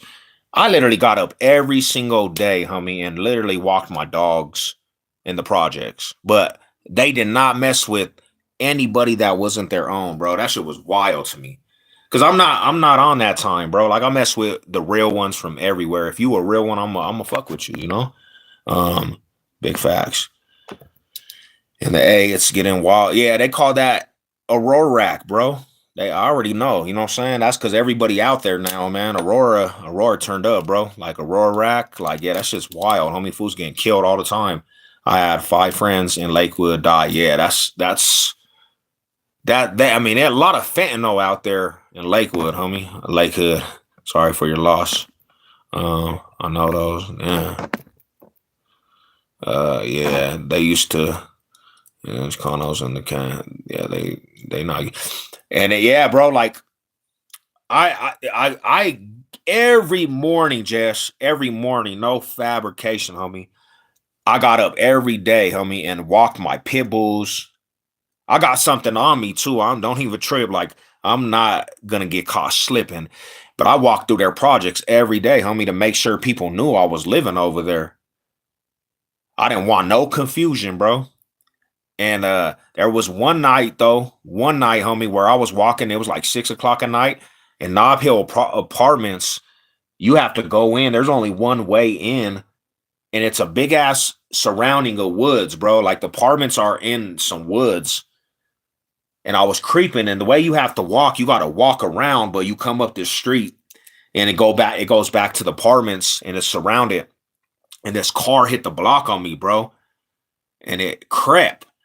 And it like slowed down. So, you know, me in Denver, homie, I'm clutching right away, bro. I'm not even going to pay any attention to that shit. I'm getting out of danger. If I see some weird shit in the Denver metro, I'm going to be on that shit because I'm like, these are the enemigos. I don't know nobody in Kansas City, Missouri, but I just kind of watched the car. And I just kind of like went for my thing, bro. And I had my dogs and it just rolled by. I was like, oh, these fools hit the block. But as soon as it came back, homie, I was not going to play with that shit because I'm in somebody else's neighborhood at like almost nighttime, homie. So yeah, bro, that was one incident out there like that. Colorado Springs, is that the apartment you're talking about? Where you talk? What do you mean, Bracken? Period. I never been to Denver, but I get Bay Area vibes from the information. Yeah, we got. So this is the thing is out here, homie. We're gonna be more prone to like LA. There's a lot like an LA feel, homie. A lot of foods like we wear Dickie suits and Chuck Taylors. Like a lot of foods wear that type shit. So you got more of the Cali vibe. But when it comes to like north side foods, a lot of northern Cali, it will be more considered like northern Cali. Like there's not really too much SA, like the SA swag, bro. Not in Denver Metro. Now, when you go to Springs and you go to Pueblo and shit, there's a lot of essays out there, a lot of Sureños, bro. But and I can't even say Sureños, Southsiders, homie. You know what I'm saying? But yeah, bro. So that's kind of how Denver is, bro. We're not really like there's not really racial tensions really too much, homie. Like fools mess with it. You'll have black folks mess with Mexicanos, bro. You know what I'm saying? You got out here, bro, you'll probably be thrown off because you got whole Mexican blood hoods, bro. You got whole Mexican Crip hoods. You know what I'm saying? So it's a little different feel, homie, but there's original Denver hoods too, bro. Like original Denver hoods that don't bang Bloods, Crips, Norteños, Sureños. You got just original Denver too, so that's a whole different feel in the South. I'll get too hyped when it comes to beef. Yeah, man, you got to stay away from it. My recommendation as an older cat, homie, and an older food that's been like through everything, you got to just find peace, my homie Bracken. Like, to be honest, beef and all that shit is overrated, homie. Because you got to look at it like this, bro. If you ain't dying for a cause nowadays and you're just dying because you want a beef, there's no real conclusion to that. Like, you don't benefit off that shit. And out here nowadays, bro, like you gonna be beefing over some shit that just is not really anything important, and you gonna get killed behind some beef that was uncalled for. Like, what are we beefing over, really? Why are fools beefing? It's for no reasons at all. Why when I was out there, homie, was I tripping with the enemies that I hated? And I didn't even know half of these fools because I really didn't. They didn't have a name like that, but I'm beefing because of where they from and what they stand for. And I got myself in a lot of beefs because I was just like that, man. You know what I'm saying? Like, so it's like when you think about it, homie, peace of mind is the greatest. Peace of mind is the greatest, bro. I love peace. I love to being able to go in to the best restaurants, going to get a 5-star meal, and then being able to go out here, get in some sunshine, go to the jacuzzi, bro. Go buy what you want to eat at the grocery store. Go to concerts. Like, I want to just be able to have peace, bro. Freedom is tasteful, Rada. Real shit. I don't like. I'm at a point in life, homie. Like the gangsterism and the mentality of being a gangster nowadays, bro. It doesn't even make sense to me. It doesn't. It doesn't make sense to me. And people will be like, "You raised up like that, bro? Like you always been some fool that rise for the hood and neighborhood." Like it doesn't make sense. There's no real logic in that shit no more because this is the thing is, bro, the hood's been so gentrified, bro. What are you fighting for the hood anymore? Like you don't have a foundation anymore. There's not a hood. Especially like the neighborhood, the east side, like it's the east side area. We're always gonna love that shit, right? We're always gonna love that shit. But if they regentified the hood where you can't even kick in the hood no more because the cops is gonna pull up and they're taking everybody to jail, indictments and snitches and they're in that aspect too. There's not no code to even have hood no more. There's no more hoods, bro. Everybody telling on each other. There's not even a code to the hood no more.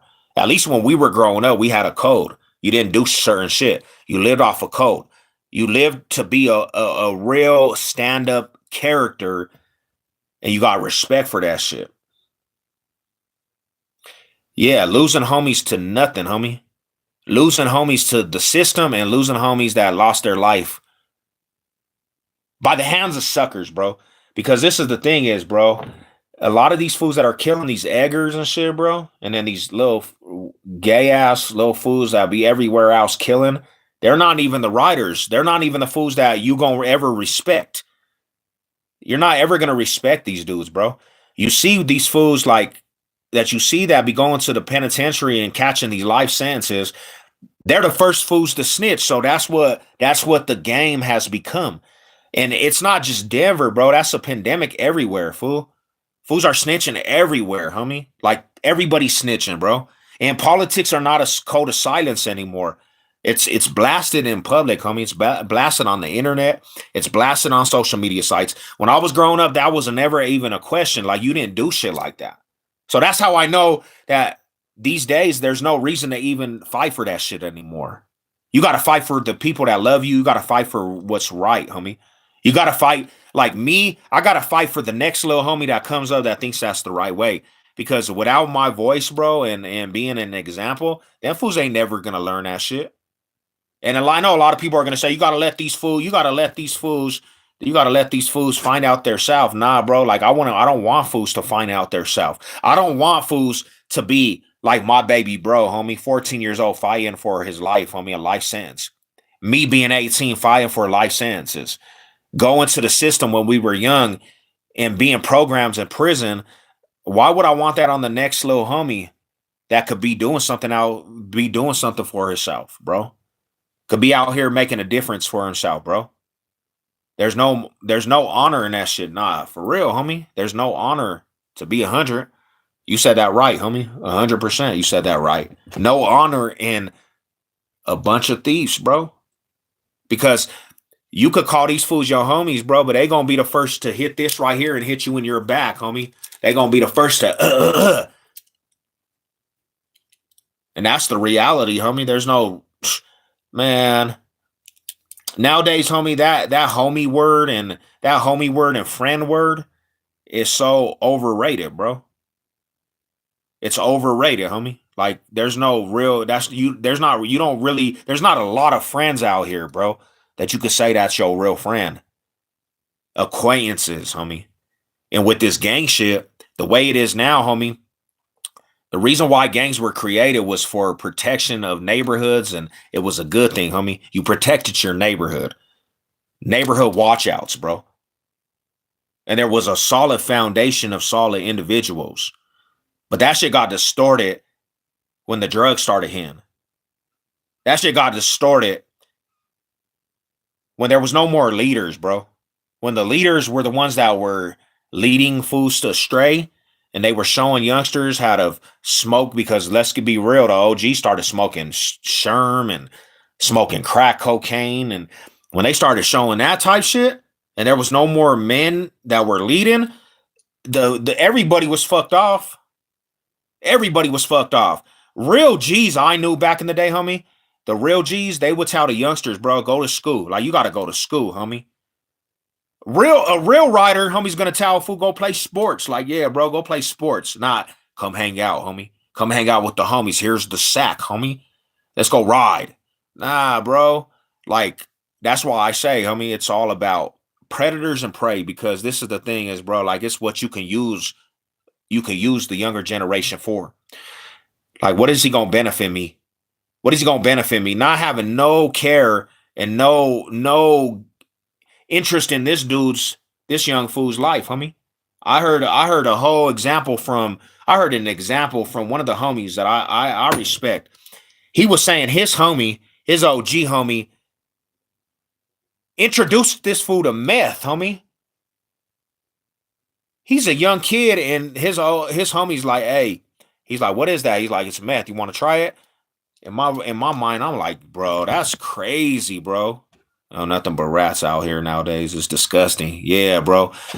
That's why, like, even if you kicking up dust, bro, you're gonna get told on. Fools that are solid, bro, that you think are the most solid are the first fools that are gonna snitch, homie. You know? Lost family and homies from overdose. That's just sad, bro. That shit is it's messed up, homie. Fools are dying left and right. Dying, bro. Left and right. My only friend are my parents. Yeah, good shit, bro. Like love the people that love you, homie, that are gonna have your best interest. That's the thing. That's the most thing that just threw me for a loop. Um, you can be loyal. You can be loyal. Like if you a loyal person, you could be loyal to all these individuals out here.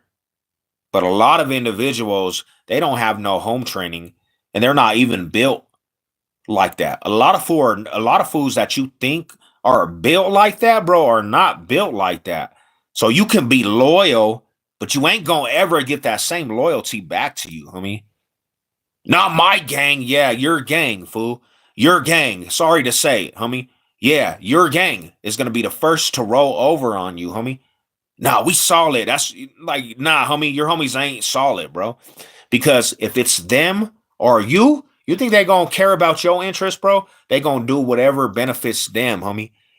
I seen it multiple times. You can't tell me anything. I seen bestest friends, bro, get caught up on a case together, and their bestest homie tells everything, homie, to get off, homie, to have his homie go do the time. So, it's like, miss me with all that. Not my homies. Not my homies. Let's go Nuggies. Let's go Nuggies. You know what it is. Mall High Salute, Ben. What's good with you, fam? Um, I met this terrible. That's crazy. You know? Not my homies. Yeah, bro. Your homies. I'm sorry to say that. Your homies definitely. Your homies, my rada. Shout out to your homies though. I have I only have like three homies. And I don't even consider them I don't consider them homies, bro. I consider them my brothers. You know what I'm saying? I don't really have homies like that no more, bro. If I keep you around and I have enough trust to keep you around, I'm gonna consider you my brother, bro. I'm gonna consider you my brother. You know, one thing about me, this is where I really figured it out, homie. That you only have you only have the caring aspect of people, and they're gonna love you for what you can benefit them, homie. That's it. Once that's gone, they don't have nothing for you. So, like in my case, people used to benefit off of me for being a rider, bro. Because I was one of them dudes, homies could call me, hey, we into it with these fools, and I'll be the first fool to drop everything and pull up for the homies.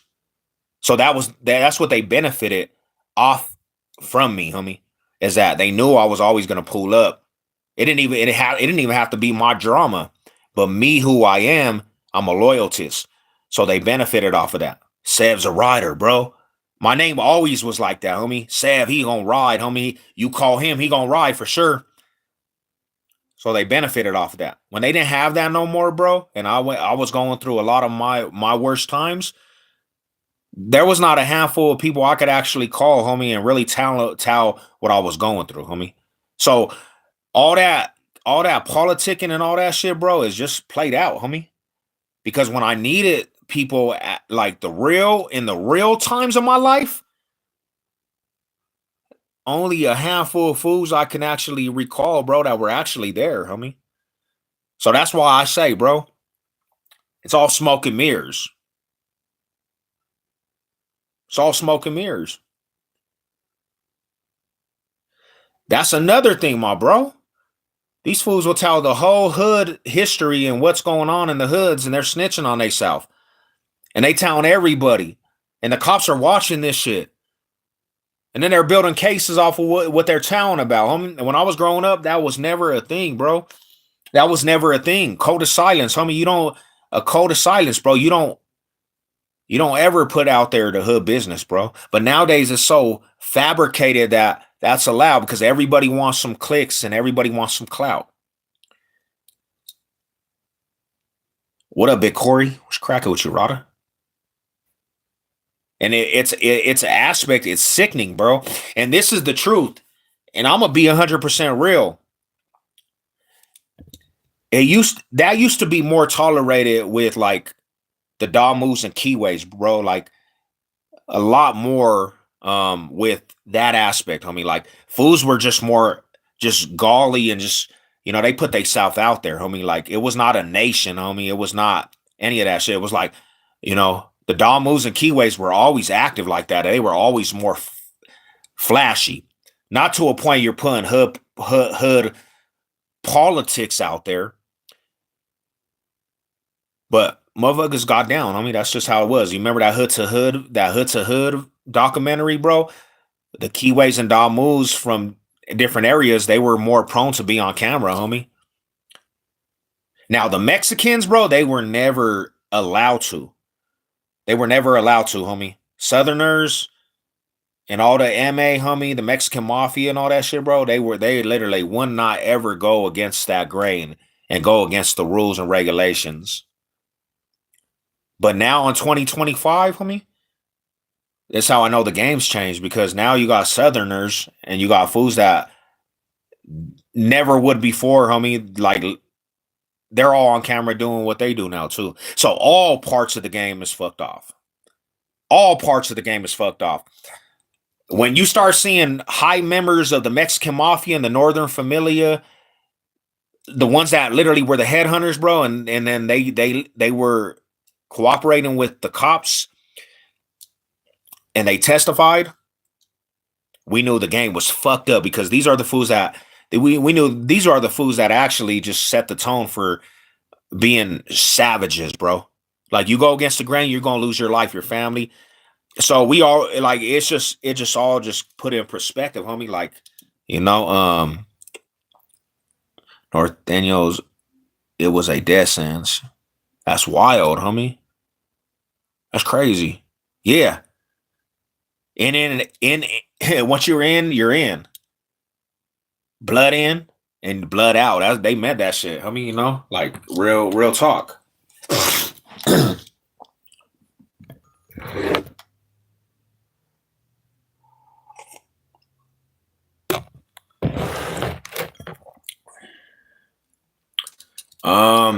I got this honestly from Cosmics today, bro. Like, so what I'm doing, fam, you know what I'm saying? I'm going with that the young let's go, bro. You want to play? So I'm gonna be on the next Grease. Remember that movie Grease? I got a switchblade now, but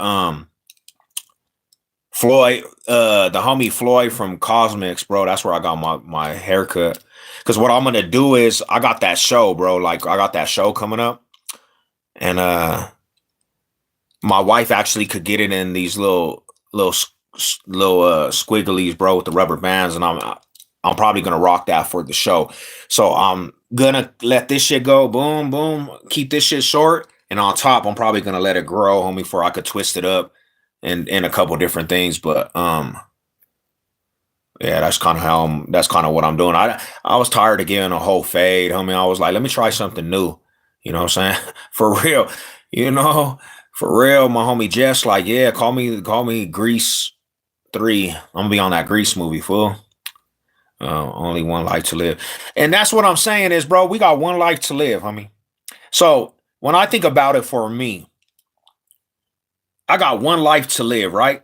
If you take my whole life, homie, from 12 all the way to 39, I'm about to be 38. I'll say 38. That's when I started really making a change.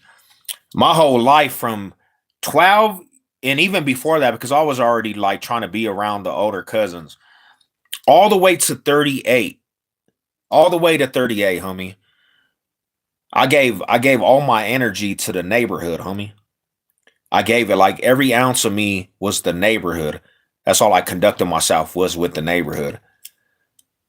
Caught prison time for the hood, bro.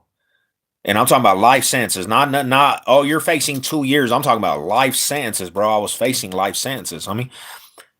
Energy of just going to the penitentiary, keeping it solid, bro. Even keeping it solid, homie, and not snitching, bro. When like literally they were trying to get me to tell my baby bro, fool. And I said, if he gets 32 years, I'm getting 32 years. Keeping it solid for the politic, bro. Hitting the yard. And knowing what I'm facing, bro. This is the thing, is knowing what I'm facing, because, if you don't know me, homie, the homies are Keyways. The homies are Crippin', homie. And going to prison and being pushed in the corner because You know, I'm a say Spanish Crip or Mexicano Crip or whatever you want to say, bro. And knowing I'm gonna have to go to war with the Mexicanos, go to war with the black homies that are trying to act like motherfuckers a pawn, and you're never gonna be able to pawn me. Going to war with who say that I'm a race traitor. Going to war with the opposition because I had a lot of enemies. Keeping it solid all the way through the penitentiary, bro. Fighting the homies, fighting the Crip homies, because you're not gonna be able to just give me orders, homie. Like that's just not how I ride, fool. Getting out to the streets, bro. Getting shot up for the hood, taking war wounds, getting, you know what I'm saying? All the way to the point, almost going back for another life sentence, and just keeping it solid all the way around. You can't find no smut on my name, homie. There's no smut. I don't have nothing in the closet. You know what I'm saying? That there's a jacket or any type of shit, bro. And then for what to happen with different things down the road, bro, and homies hating, bro, and different things, and seeing homies almost killed a homie off and bro off, like that shit's just wild to me, bro. And to see that there's no loyalty, bro, like you always gonna know me as the writer said, bro. You always gonna respect it when you in my presence, and you always gonna know that's that writer said, bro. I'm on a whole different journey in life, though, homie. I don't got time to partake with all this shenanigans shit, bro. And nowadays, homie, I'm definitely don't want to ever be in a predicament, homie. I don't ever want to be in a predicament where I'm with some idiot ass fools that don't know how to handle themselves. They get in a situation and they catch a case. And just because I'm around these dudes, I get some conspiracy to these dudes. And these fools ain't even solid, homie.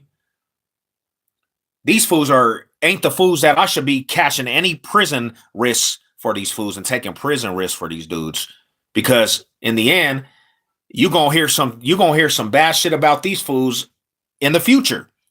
So I caught some prison time behind these fools that ain't even solid like that. But when you're out there, that's a potential chance. When you're out there, you can't stop people for doing what they do.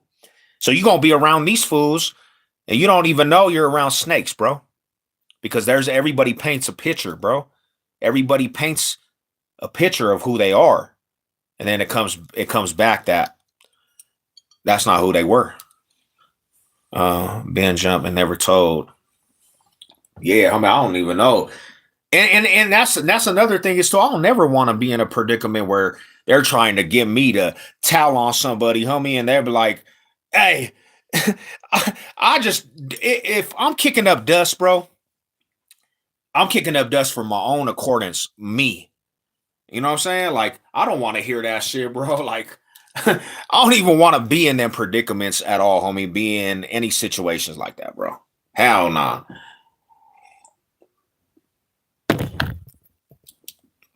Yeah, that's just wild, fool.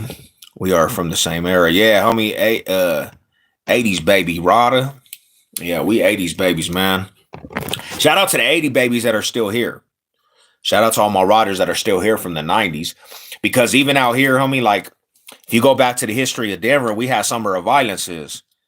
We got summer of violences, homie. Like, and a lot of fools in them summer of violences died, bro. A lot of fools, bro, are no longer here. And the other people that are here, they're locked away, bro. You know what I'm saying? So in my neighborhood, we say rider, like he a rider. You know what I'm saying? That fool's a rider. So that's just that's an aspect of respect, homie. That's like you don't really call a fool a rider unless he actually has that aspect of respect. Like, what's up, my rider? You know what I'm saying? Like that's how we kind of, you know, especially being from, we call ourselves the East Siders, so fools a lot to be like, "What's up, my rider? What's up, rider? How you doing, fool?" It's just a form of respect. You know what I'm saying? But yeah.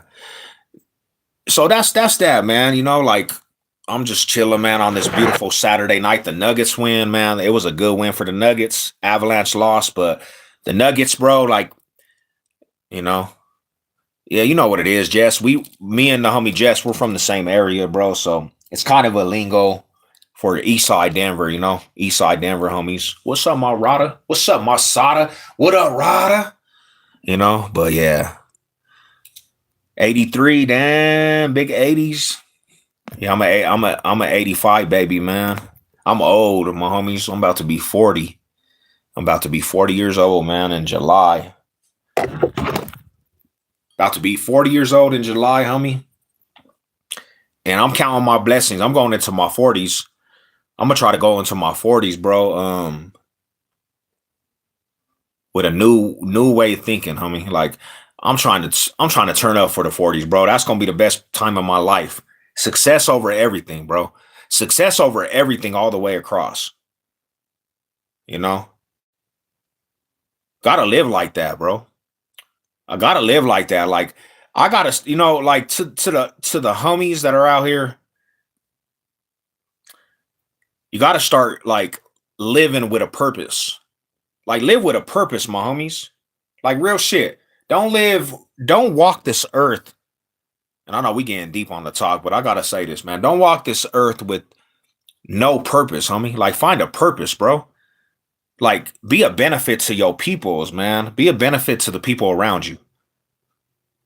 You gotta find a purpose, homie. Find something that makes you happy, homie. Like at my life right now, bro, being in the jacuzzi, bro, and being out on the trails, that shit makes me happy, homie. Yeah, live life to the fullest. What makes you happy? Find that. We live in a society, homie, that people focus in on like toxic shit so much, bro, and that's just the norm. And it's just like people really put a lot of energy into that shit. And even me, homie, like I've done it. I've done it 24/7. You go on the social media sites, bro, and that's where everybody's at. That's where everybody's at, right? And everything is just there's so many people that just focus in on the craziest shit, fool. And it's like, why are we having a discussion about this? Like, why is that even a thing we're discussing, bro? Why? Why?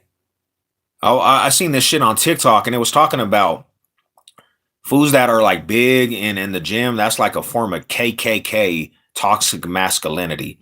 And I'm like, bro, can a motherfucker just be fit?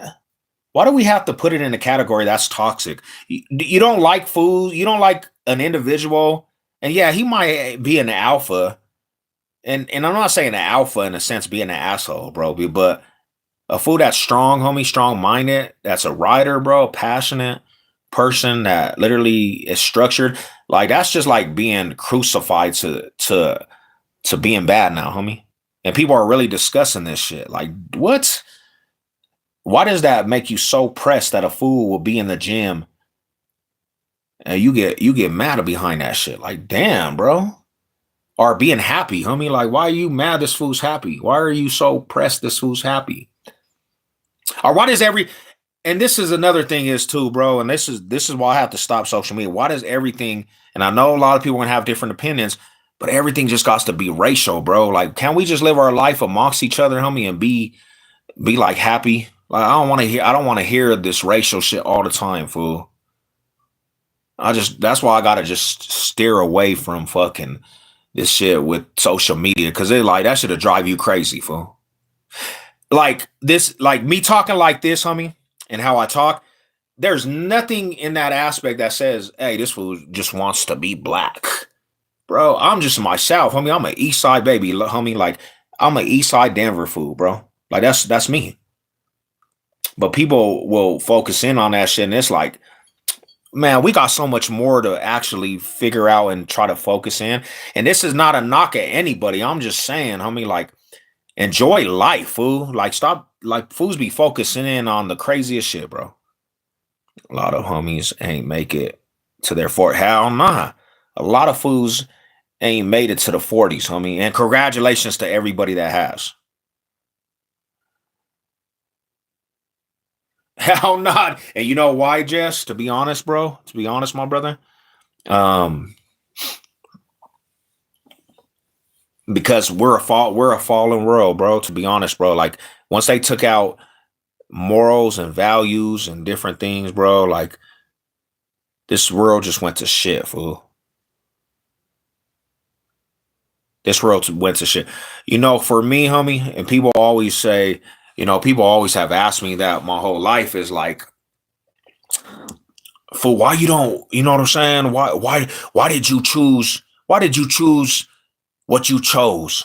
Why did you choose that instead of this and this? I'm like, bro, I'm a and I know you have choices, but I'm a perfect example, homie, is that um product of my environment, right? I grew up a project baby, fool, in the projects around everybody. That's why with the racial shit, it just kind of rubs me the wrong way because it's like, bro, I grew up around project babies, fool.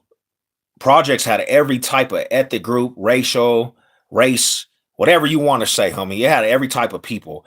We never even that wasn't even a thing we focused in on, bro. You had Spanish families, you had black folks, you had some whites. And if you was a solid individual in the projects, homie, I fucks with you. I had a white homie named Joseph Taylor, fool, in the East Villages, right?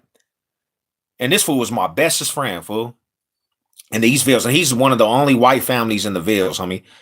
But that was my bestest friend, bro. Joseph Taylor, Michael Taylor.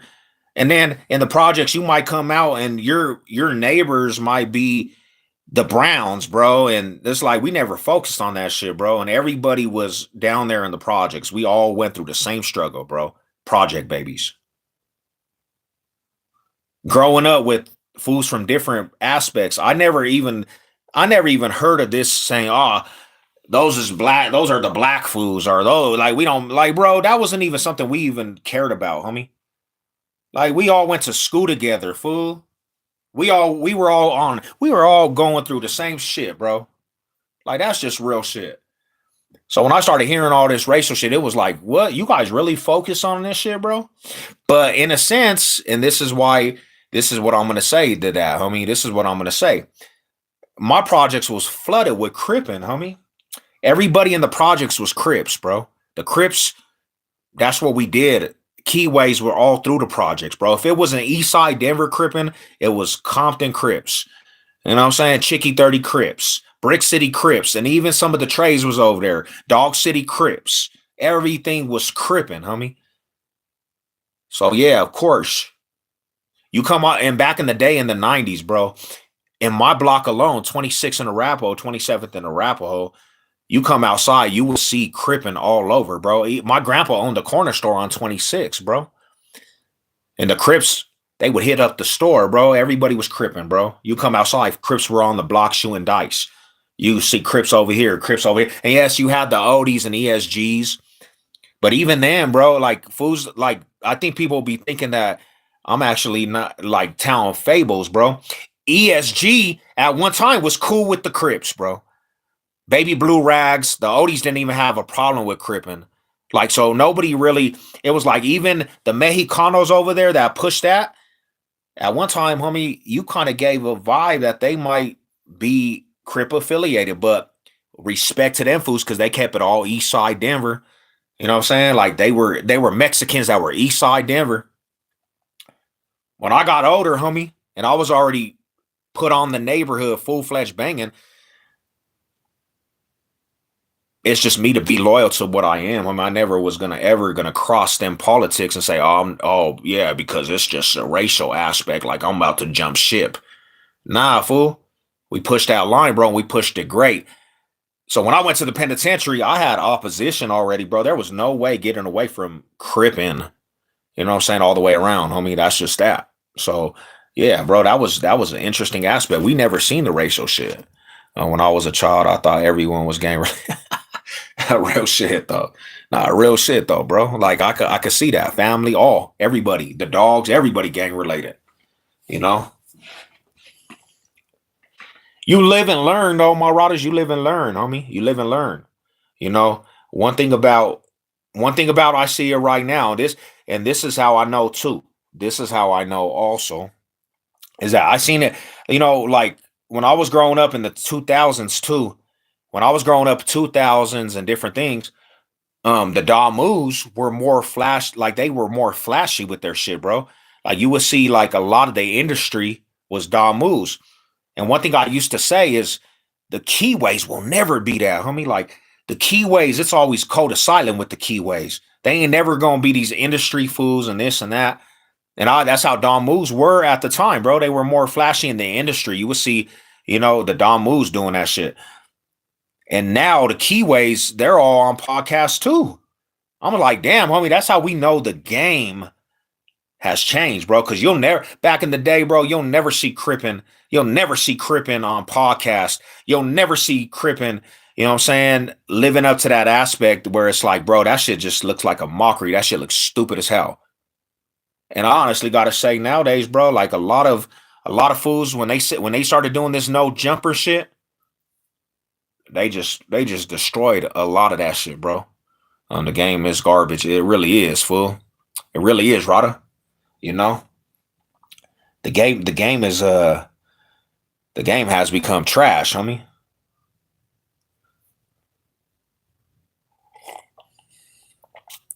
Yep, I remember saying that same. Have you ever C14s, the Crips and the North Daniels? I've actually ran into it when I was doing prison time, bro. I ran into some CXI C14s. So out here in Denver, bro, like one thing about Colorado North Daniels, they're more prone to mess with the Bloods.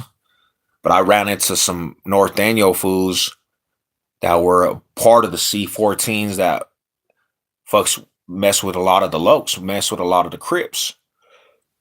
And yeah, I ran into them, bro. They were some good people, homie, like some riders, so shout out to them fools, man. I heard I honestly heard that there's a couple of fools that were still pushing that shit. You ever run into S?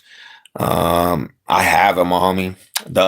So I had told a story about this, like, and it's no hating on Sureños or Southside fools, bro, but we never really seen a lot of Southside fools in Denver Metro. I never ran into them fools. I know that now they're PBS and all that fools, Playboys, they're all out here, homie. And, there's a couple different, Sureño hoods out here now. But when I was growing up, bro, we didn't really see them fools. Like, Sureños were not big at all. There was always Southside hoods, like Southside homies and Southside stills and all that shit, bro. But we didn't really see the Sureños, bro. You go to Aurora, though, you'll see Sureños. Montbello, you'll see Sureños. And one time in my life, fool, we got to like tripping with the Sureños in Montbello because the Longos, and if you don't know who the Longos are from Long Beach, they moved to Montbello from Long Beach. Us being youngsters, bro, like, I don't know, you know how it is in the same block, you're gonna see each other. These fools were active, and there was an OG fool, and I didn't even know he was an OG fool, bro. And he came over tripping with my little cousin, all drunk, and me being who I was at the time, I just stowed off on him. I just took off on homie. Boom, boom.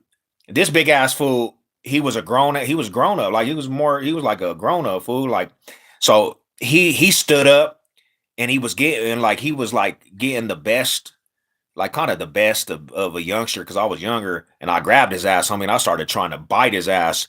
I tried to bite his fucking neck off. And my little brother and them fools came and started beating this fool, started beating him up with a fucking shovel and all kinds of shit, bro. Long story short, he goes to jail, bro. I'm like, this is when I first like turned 18, homie. Like, I'm more young. I go to jail for fighting in public and all kinds of shit, homie. Later down the road, this motherfucker gets out and commits suicide, homie. He commits suicide, like he literally killed himself. And the Longos, they thought we had killed this fool. So his little homies come out to Montbello, and it almost turned into like a war with these fools. But that was like the first time I ever got into it with like Sureños, bro. Seeing them fools. But yeah, I have never ran into them dudes, my homie. Hey, what up? What up, Karma? How you doing, Rada? Good to see you, man. You ever run into VGV? Is VGV that? Oh, see, we have a VGV out here, but they're Northside fools, bro. They're like VGVs out here in Denver, bro, are like Northside foods. Northside VGVs. And they were more, them foods were more like, they were more like Pisces, homie. And they were original, they were original like Northside Denver. They were original. Yeah, I seen them in the ACO too. Oh, the Sureños, yeah, they were deep, bro. They were hella deep. So anybody that knows like Aurora, like when we're talking about Aurora, Aurora is gonna be more California presence. So there's gonna be like um Vesh. Nah, I heard of NOS though, Nas. I heard of the Nas click. Aurora out here is like still the Denver metro, but it's gonna have a lot more California presence. It's gonna have a lot more California presence. Aurora gonna have 60s and A-Tray Gangsters, Five Deuce, Broadways, and I met some Coast Crip fools out there, Skylines and Cedar Block Paul Rue. Who else I met? 40s out there. I even met some Rowan Hundreds out there. Like, yeah, I met a lot of fools in Aurora that there's more of a Cali presence, definitely. Yeah, the North VGVs is SNVG. Okay, was one Sureño Paisa gang when they first. Oh, okay, okay. So yeah. I remember that was some OG shit, bro. Like, um, that was some OG shit, bro. Like, yeah, the VGVs, bro. It's crazy, bro. We talk about that because, like, when I start talking about that shit, a lot of fools that don't know about that old school Denver feel, homie, and the Denver old school fools, like Quinta Lomas, bro, the OG, like the OG Northside Quinta Lomas and the 38 specials and the Hitman, the Warlords from the North Side, UTAs, the Criminals, OGCs. Now, those are original Denver hoods, bro. Like, don't have nothing to do with Norteños. You have every hood had like before any of them mainstream hoods organizations came, bro. There was already fools banging. Yeah, many Aurora neighborhoods definitely got Cali presence. See, and that was the thing is like that's why, to be honest, homie, if you ever like was deep in Denver politics, Denver for a long time did not even like Aurora, and Aurora did not like Denver because East Side Denver, especially where the original East Side Crippin was, they kept it original blocks. So you're not gonna have East Side Denver any Cali hoods. East Side Denver is just gonna be original Denver blocks, but they gonna be Crippin. You know what I'm saying? But there's no neighborhoods and all that shit, bro. So Denver was the powerhouse. East Side Denver was that powerhouse, really, to be truthful, Crippin, because it was the backyard.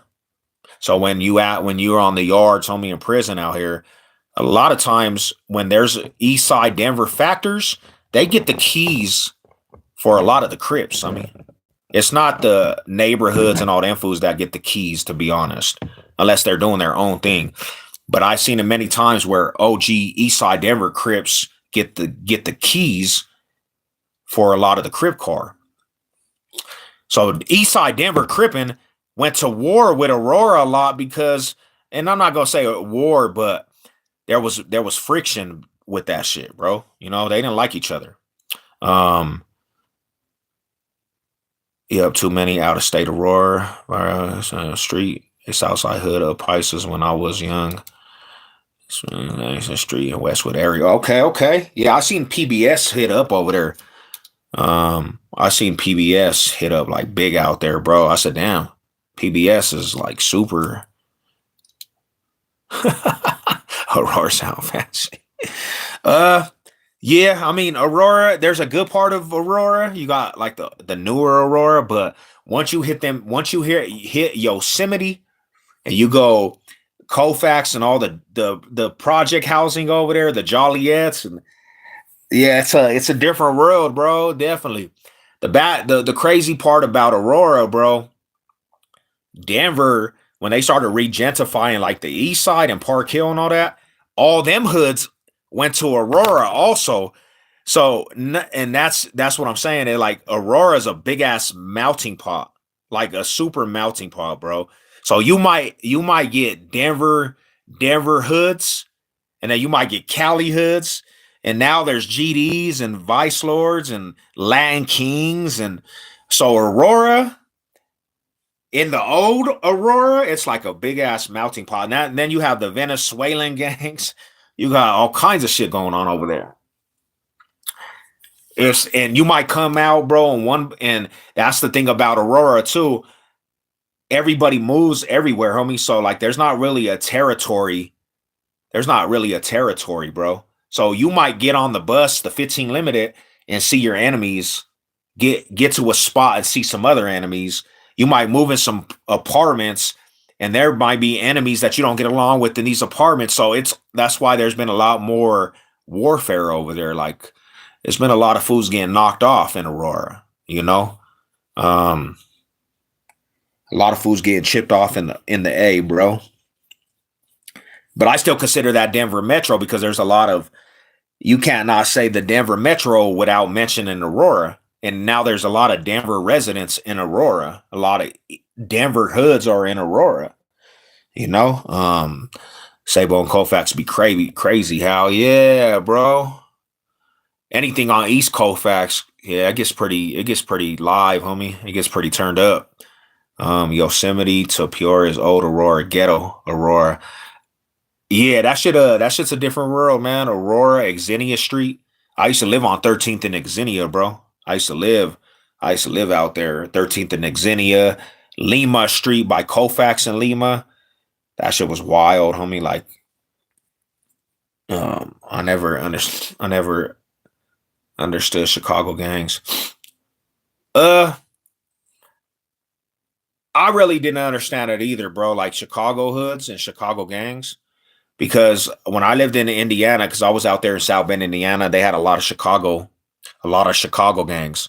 And when it comes to Chicago gangs, bro, they don't really have any type of structure whatsoever. So they just kill it. They just kill everything, bro. Like everything they kill. They're killing everything.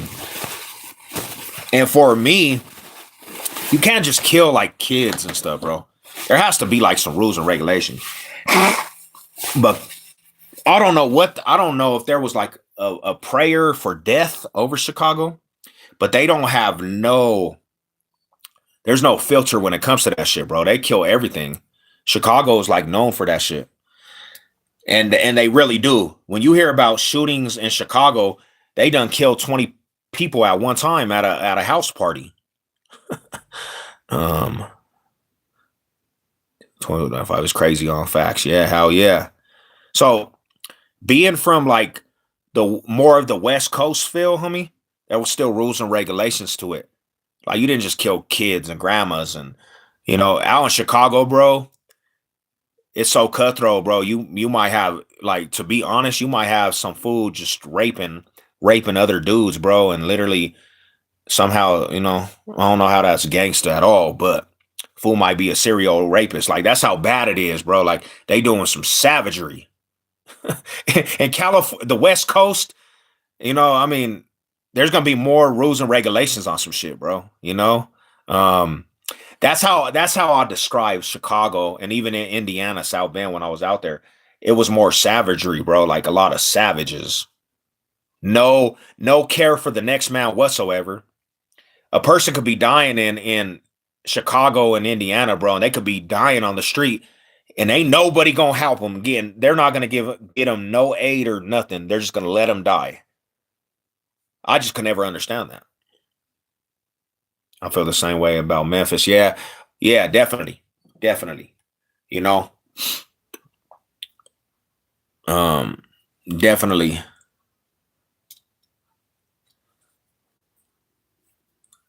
It's the tower on Colfax. Jess, I used to live on 25 and Sable. I moved more east by airport because it was getting too crazy.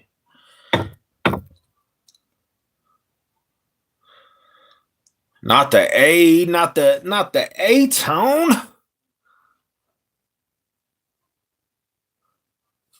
Shout out to the chat. Shout out to the homies. My high salute. Yep, I used to live on one.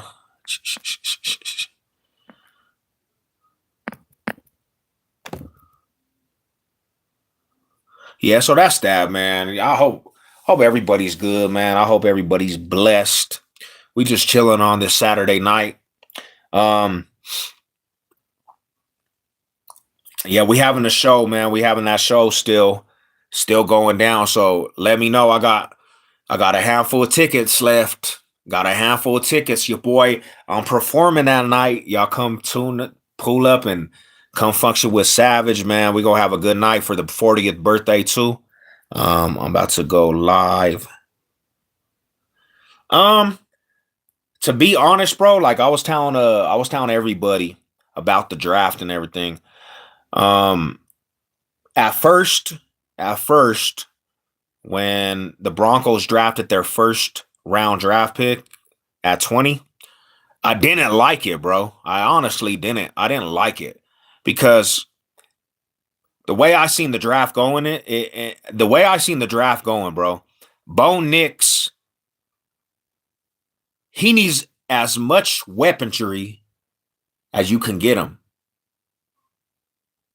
And I like the wide receivers the Broncos already got. But I needed a standout wide receiver. I needed them to go for a home run hitter with the running back wise, right? So I didn't like it. I didn't like the first draft pick.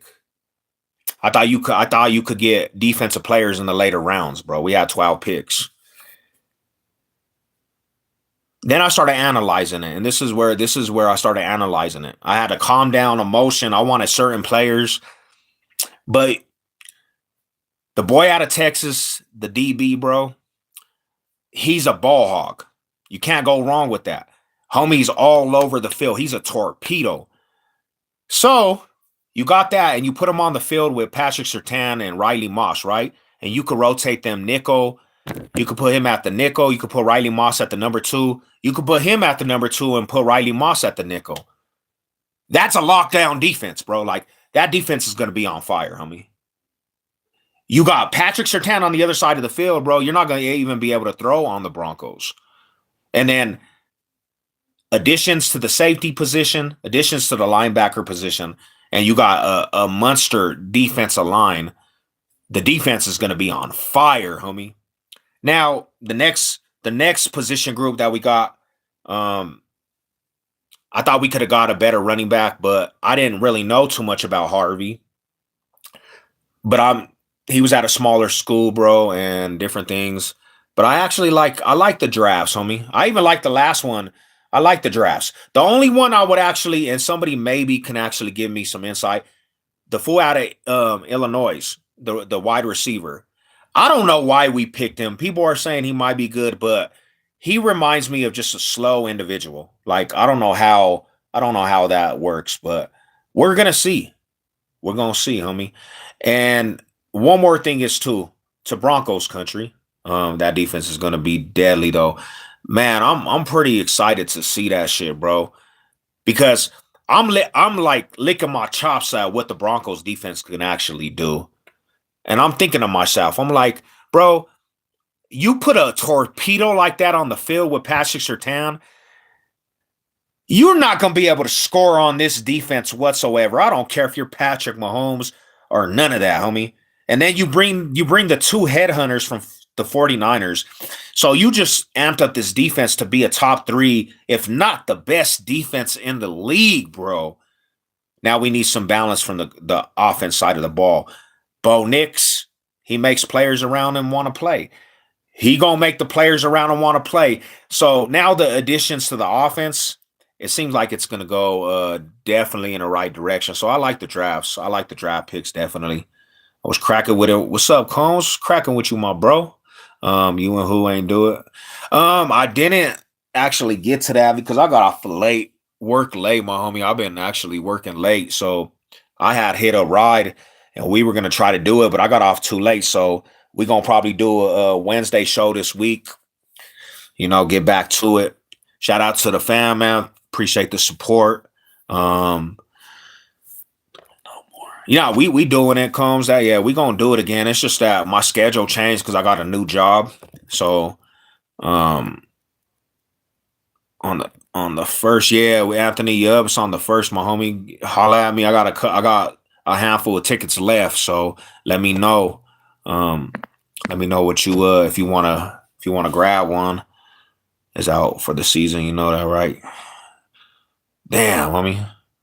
He got an injury, huh? That's what I heard. It's not good. That's wild. But yeah, we'll see, man. We'll see what's up though, bro. Like I'm pretty excited though, homie. I'm pretty excited for the Broncos season. I gotta read up on that aspect too, man. That's okay. Yeah, that's terrible, bro. But hey, we gonna breathe. We still got a solid defense, definitely, man. That's a terrible thing. That's the truth. You know, I got a couple homies. I got a couple homies out on here that are Niner fans, bro. You know, my homie Jay Millie, he a big ass Niner fan. So, you know, we both hate the Raiders. So I'll tell you a story too about that too. I got my ticket already. I'm ready to roll. Good looking though. Yeah, Mall High Salute. Let's go, man. Hey, when you up there, come say what's up to us. You know what I'm saying? Me and Hooray will have our own booth. I'm performing, homie. So you know what I'm saying? I got the 20-minute set. Rapo Trues. I'm gonna be rocking with them fools too, bro. So we gonna be turned up for that night, bro. And it's my 40th, so you know if we taking shots, man, definitely come say what's up, bro. Box Day business. Let's go. Broncos in our division. They would win division. Yeah, because the division over there, like it went from one of the strongest to like I hope the Niners can get their shit together, homie. Because like this is the thing. There's not really like a big handful of Niner fans in Denver, homie. More Raider fans. But when they played out here, then the 49ers played out here, homie, that was probably one of the biggest fan bases I seen come out here to Denver. They came out here deep, homie. I'm not gonna lie. And me being who I am, I walked through everybody's tailgate. Like they had a whole like lot C at the Mile High at the stadium. That's like by the highway. They had that shit sold up. It was none but 49er fans, bro. And you know me, I gotta let you know you in Denver, homie. I don't care what fan base you are. So I walked right through the 49ers tailgates, bro. And it was just a sea of red. And I just walked through that whole shit. What up, Broncos? Welcome to the city, homie. But this is Broncos country. And they actually were hella cool, homie. Like, them motherfuckers was passing me beers. Like, you a crazy ass Vato, homie. You a crazy ass fool. I said, man, I said, you know what? We have in common. We hate the Raiders, bro. So I ain't tripping, man. They were like, I had a Steve Atwater jersey. I had that jersey on right there, bro. Like, check it out. I had that jersey on right there, right? And them motherfuckers was like, Steve Atwater was a beast, homie. Like, so I actually got a respect for the Empire, homie.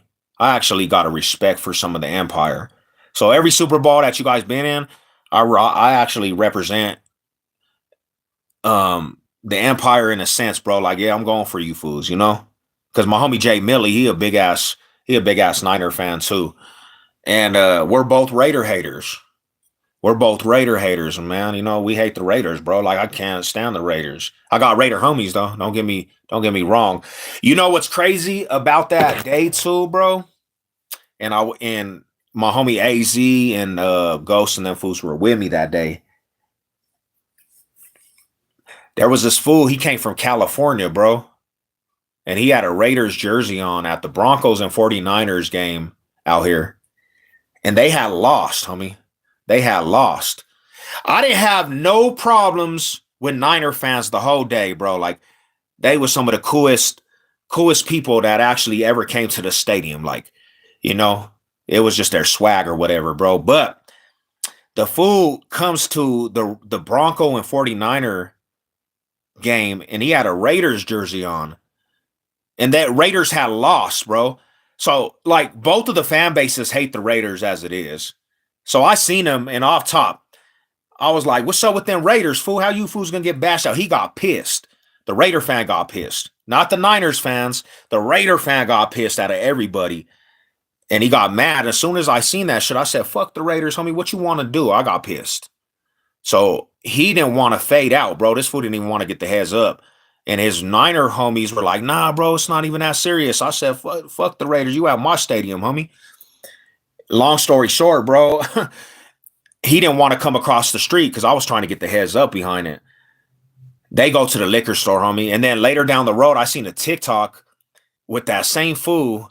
And I had hit him up and I was like, "Hey, wasn't you at the Broncos and the 49ers, the Broncos and the 49ers game?" And he's like, "Damn." I said, "Yeah, I was about to fight your ass, homie." And he's like, "Damn, bro, like I remember that shit." That shit was funny, bro. Uh, we all do. The Broncos actually have ties to 49er. Yeah. And that's another thing is too, like the bloodline, bro. The bloodline, like there's a lot of cross bloodlines in the 49ers and the Broncos. But yeah, it was a interesting aspect, homie. 40 Trado, wherever 49er fans take over every stadium, to be honest. Nah, that to be honest, bro, I'm gonna be real.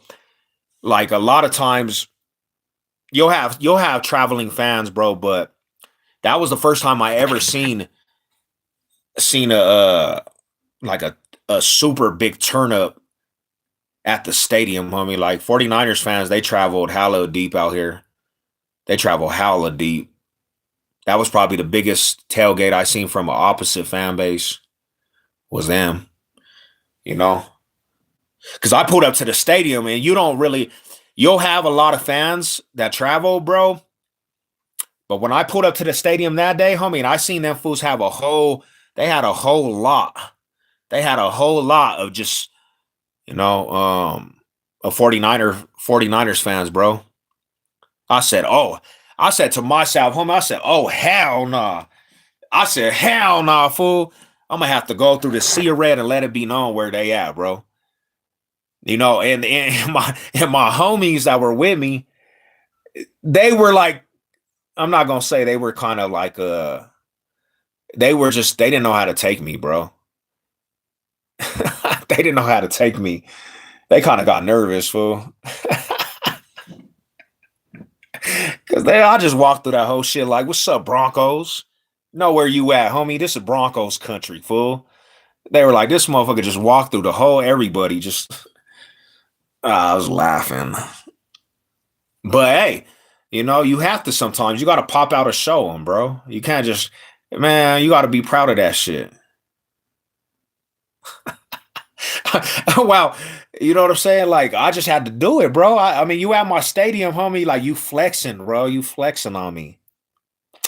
You know, um, if you know me, bro, like I just do it for fun, homie. I'm not really like tripping or anything. I'm not like my old South, bro, would take it to that extreme. I'll fight fools and shit. But I just talk shit, bro. Like if you at my stadium with an opposite jersey, I'm gonna have to talk some shit. I can't just let you be chilling. And I did that shit too. Like I made a TikTok. I was on TikTok, bro. I went viral on a TikTok because like when the Raiders had came, they didn't have like as big of a tailgate, but they had a tailgate over there. And my homie that I was with, I said, "Hey, ho, hell nah," because I'm a Raider hater, bro. Like that shit irks me just so I walked in that shit like kind of disrespectful with the Raiders tailgate. And they put me on fucking camera, fool, and they put me on TikTok. They put me on this TikTok that went viral, fool. And somebody tagged me. They literally sent me a link. Like, "How did you make this TikTok?" It was a Raiders channel, fool. It was a Raiders channel TikTok, and I made the fucking viral TikTok. I'm like, what? I said, how did I end up on a Raider channel? But yeah, they put that shit on TikTok, bro. Chuck Norris. I said, man. But hey, I gotta be real with you on this point too.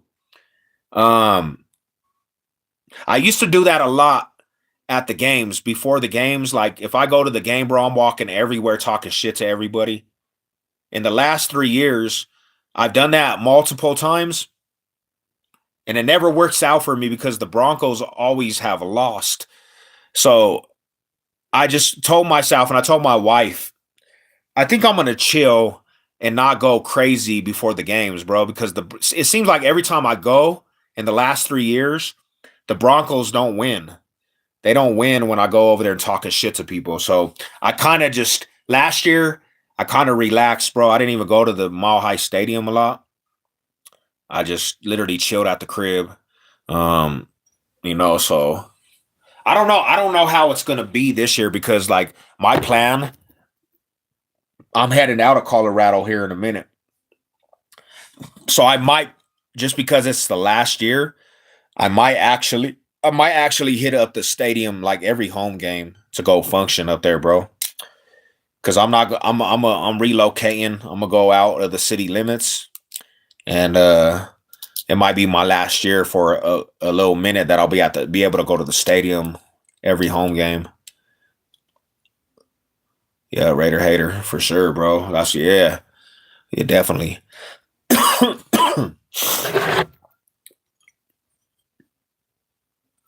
Yeah, yeah, man. I have to make that move, Big Jess.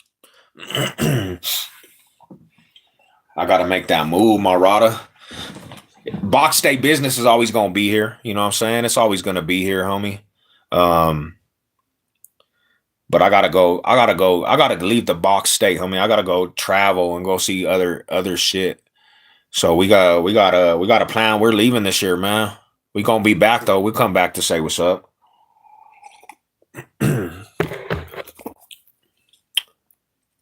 It's getting too high. It's getting too high priced out here too, my homie Jess. Like rent is getting lifted every other month.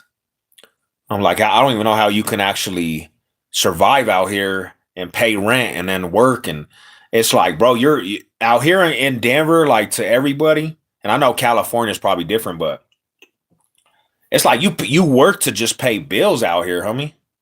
You're going to work to just pay all these bills and really just like suffocating out here in the Denver metro. It's like, damn, it's just wild. So I gotta go see what's up with I think I'm gonna go to Utah, I'm gonna go to Texas, bro. I'm gonna go to Atlanta to see some shit. I'm gonna go say what's up to people. I left the Bay Area for the same reason. Yeah, so and sometimes like I got brothers and shit, bro, and I got family that left Colorado in the Denver metro, and where they went, they're flourishing, homie. But it took that step for them to actually go, homie, and like make that first step, and they became successful as hell. They became successful, bro. So I think it's time. I think actually it's time for me to just step out that shit because what happens with people, bro? Like to be honest, we get so comfortable in our small world, bro. Like Colorado has been my homeland, the backyard forever, and I got comfortable. I'm comfortable with Colorado. Like this is my backyard. So leaving is the hard part, bro. Like leaving all that shit, bro. I've done it before, but I got homesick.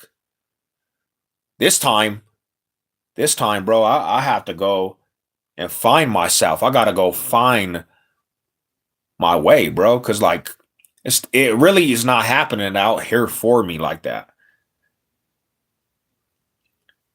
So I gotta go definitely go find myself and recenter, bro. And then if I come back to the box state, I'll be a better person. Me and my wife will be better people and come out here with a business or something, homie, and be able to come out here and financially be stable. But right now, suffocation, homie. Like I feel like I'm suffocating. Time for a road trip. Yeah, man. You gotta go recenter yourself all the way. When I went to Kansas City, Missouri, and I was talking about this, and then I went to South Bend, Indiana. From Kansas City, Missouri to South Bend, Indiana, even though they didn't have really a lot of like potential to create a business, it felt like I got at that time I had like some fresh air, like I had some new air in the lungs because it was not my backyard. I didn't have potential different dangers that I have out here in Denver, Colorado, just going out and about and seeing somebody that might we have some bad history with. I didn't have to actually go and what we call it is, keeping the head on a swivel, looking around, being on edge. You go to certain neighborhoods, you're like, I might run into this fool. I never had to deal with that in Kansas City, Missouri, and never had to deal with that in South Bend, Indiana. And people were like, homie, you went to some badass neighborhoods, bro. I didn't look for the crazy aspect in these cities and states, so I didn't even really see what everybody was talking about. I didn't see in South Bend, Indiana, by Gary, Indiana, the crazy aspect of the murder capital. I didn't see that aspect, bro. I made sure that I knew where I was. I never felt in any type of danger. I didn't have fools that recognized me from anything, bro. Like, I didn't see any of that shit. So it was like breathing fresh air. Like, you know what I'm saying? Like, I had fresh air. Kansas City, Missouri, Nob Hill. I didn't really feel the dangers out there like they talk about all the time, bro. So, that's another thing is like out here, regardless if it's Denver or not, I could run into anybody at any time. I went to a funeral thing, and I ran into some fools that I literally used to have problems with back in the day. So like you can run into anybody out here in the Baux State. Definitely. Yeah, that part, man. So yeah, man, that's what it is though.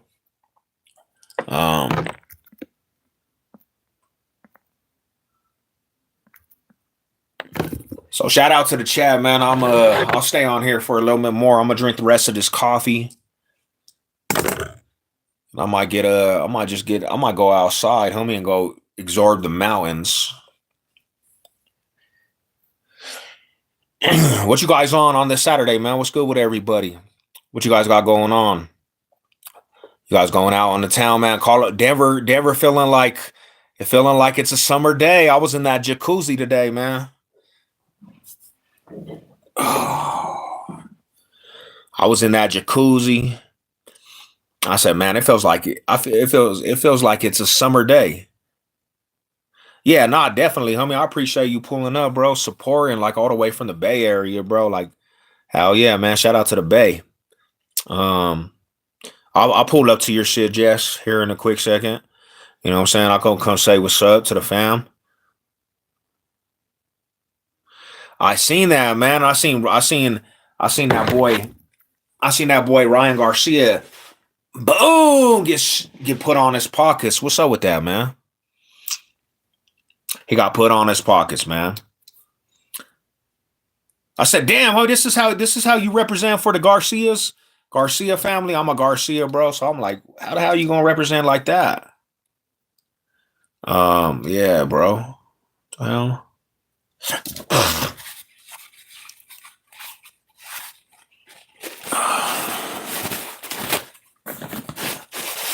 Let's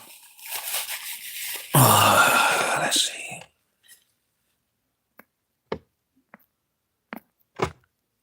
Drinking some Modelo's, just yeah, that's what's up, bro. Hell yeah, man. Enjoy the nice Modelo and this good ass air out here, man. I got a little drunk last night, man. I ain't even gonna lie. I was off for like some wine, homie. Moscato, barefoot Moscato with my wife. Me and my wife needed that. The wine tasted incredible, homie. I don't really like wine too much, but the Moscato, all cold, homie.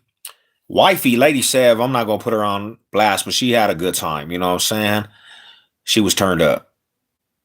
I still got some of that wine. Watch, I'm gonna go get the bottle real quick. I'm not going. I don't think I want to have another night of drinking, but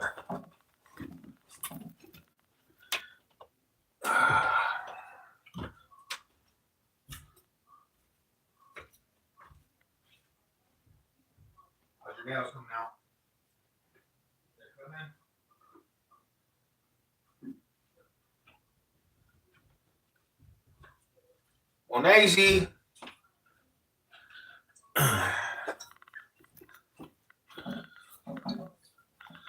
Oh shit. So yeah, we were sipping this right here, fat people.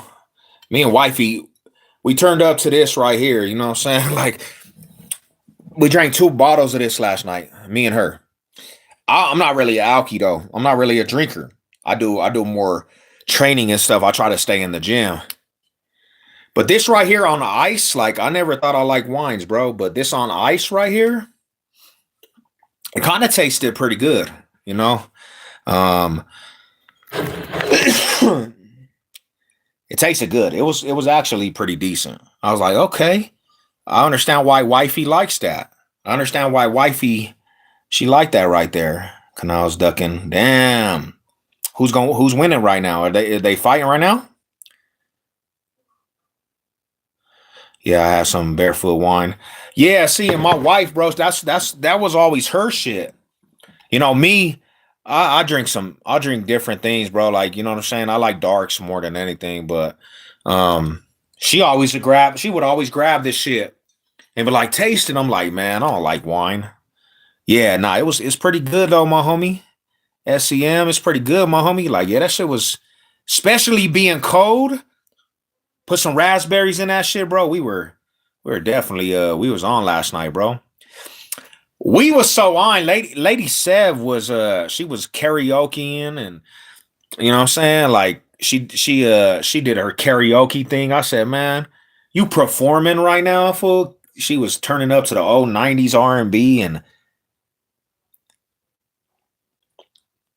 I see that kind of brought me back to being in high school with Lady Said, bro. Cause we you know, me and Lady Said we knew each other from school and shit. But she always did talent shows and shit. She started performing last night. I said, that's what I'm saying. I said, you deserve this, queen. This lady said, like, she started a new job and she's doing her thing, you know what I'm saying? But she turned up, bro. I said, yeah, that's what I'm talking about. Good night. Um, I know won against the Cuban guy. That fight was boring. It was boring. Yeah.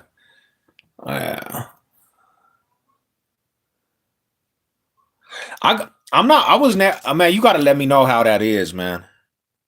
You got to let me know how that new Kanye West album is. Maybe I'll listen to some songs, but like. I like that shit through the wire, through the window, through the wall. That was kind of the track that I actually like from that fool. I didn't like Kanye West too much, but let me know. You give me a review, user. Let me know what's up, man. Um, yeah, she got a good job, man. She got a good job. She got a good job, and it's remote. It's remote too, but she's in training right now. She's in training right now, so it's been hard. Like you know, them first weeks of training. Kanye is wild, but we on this Colorado music.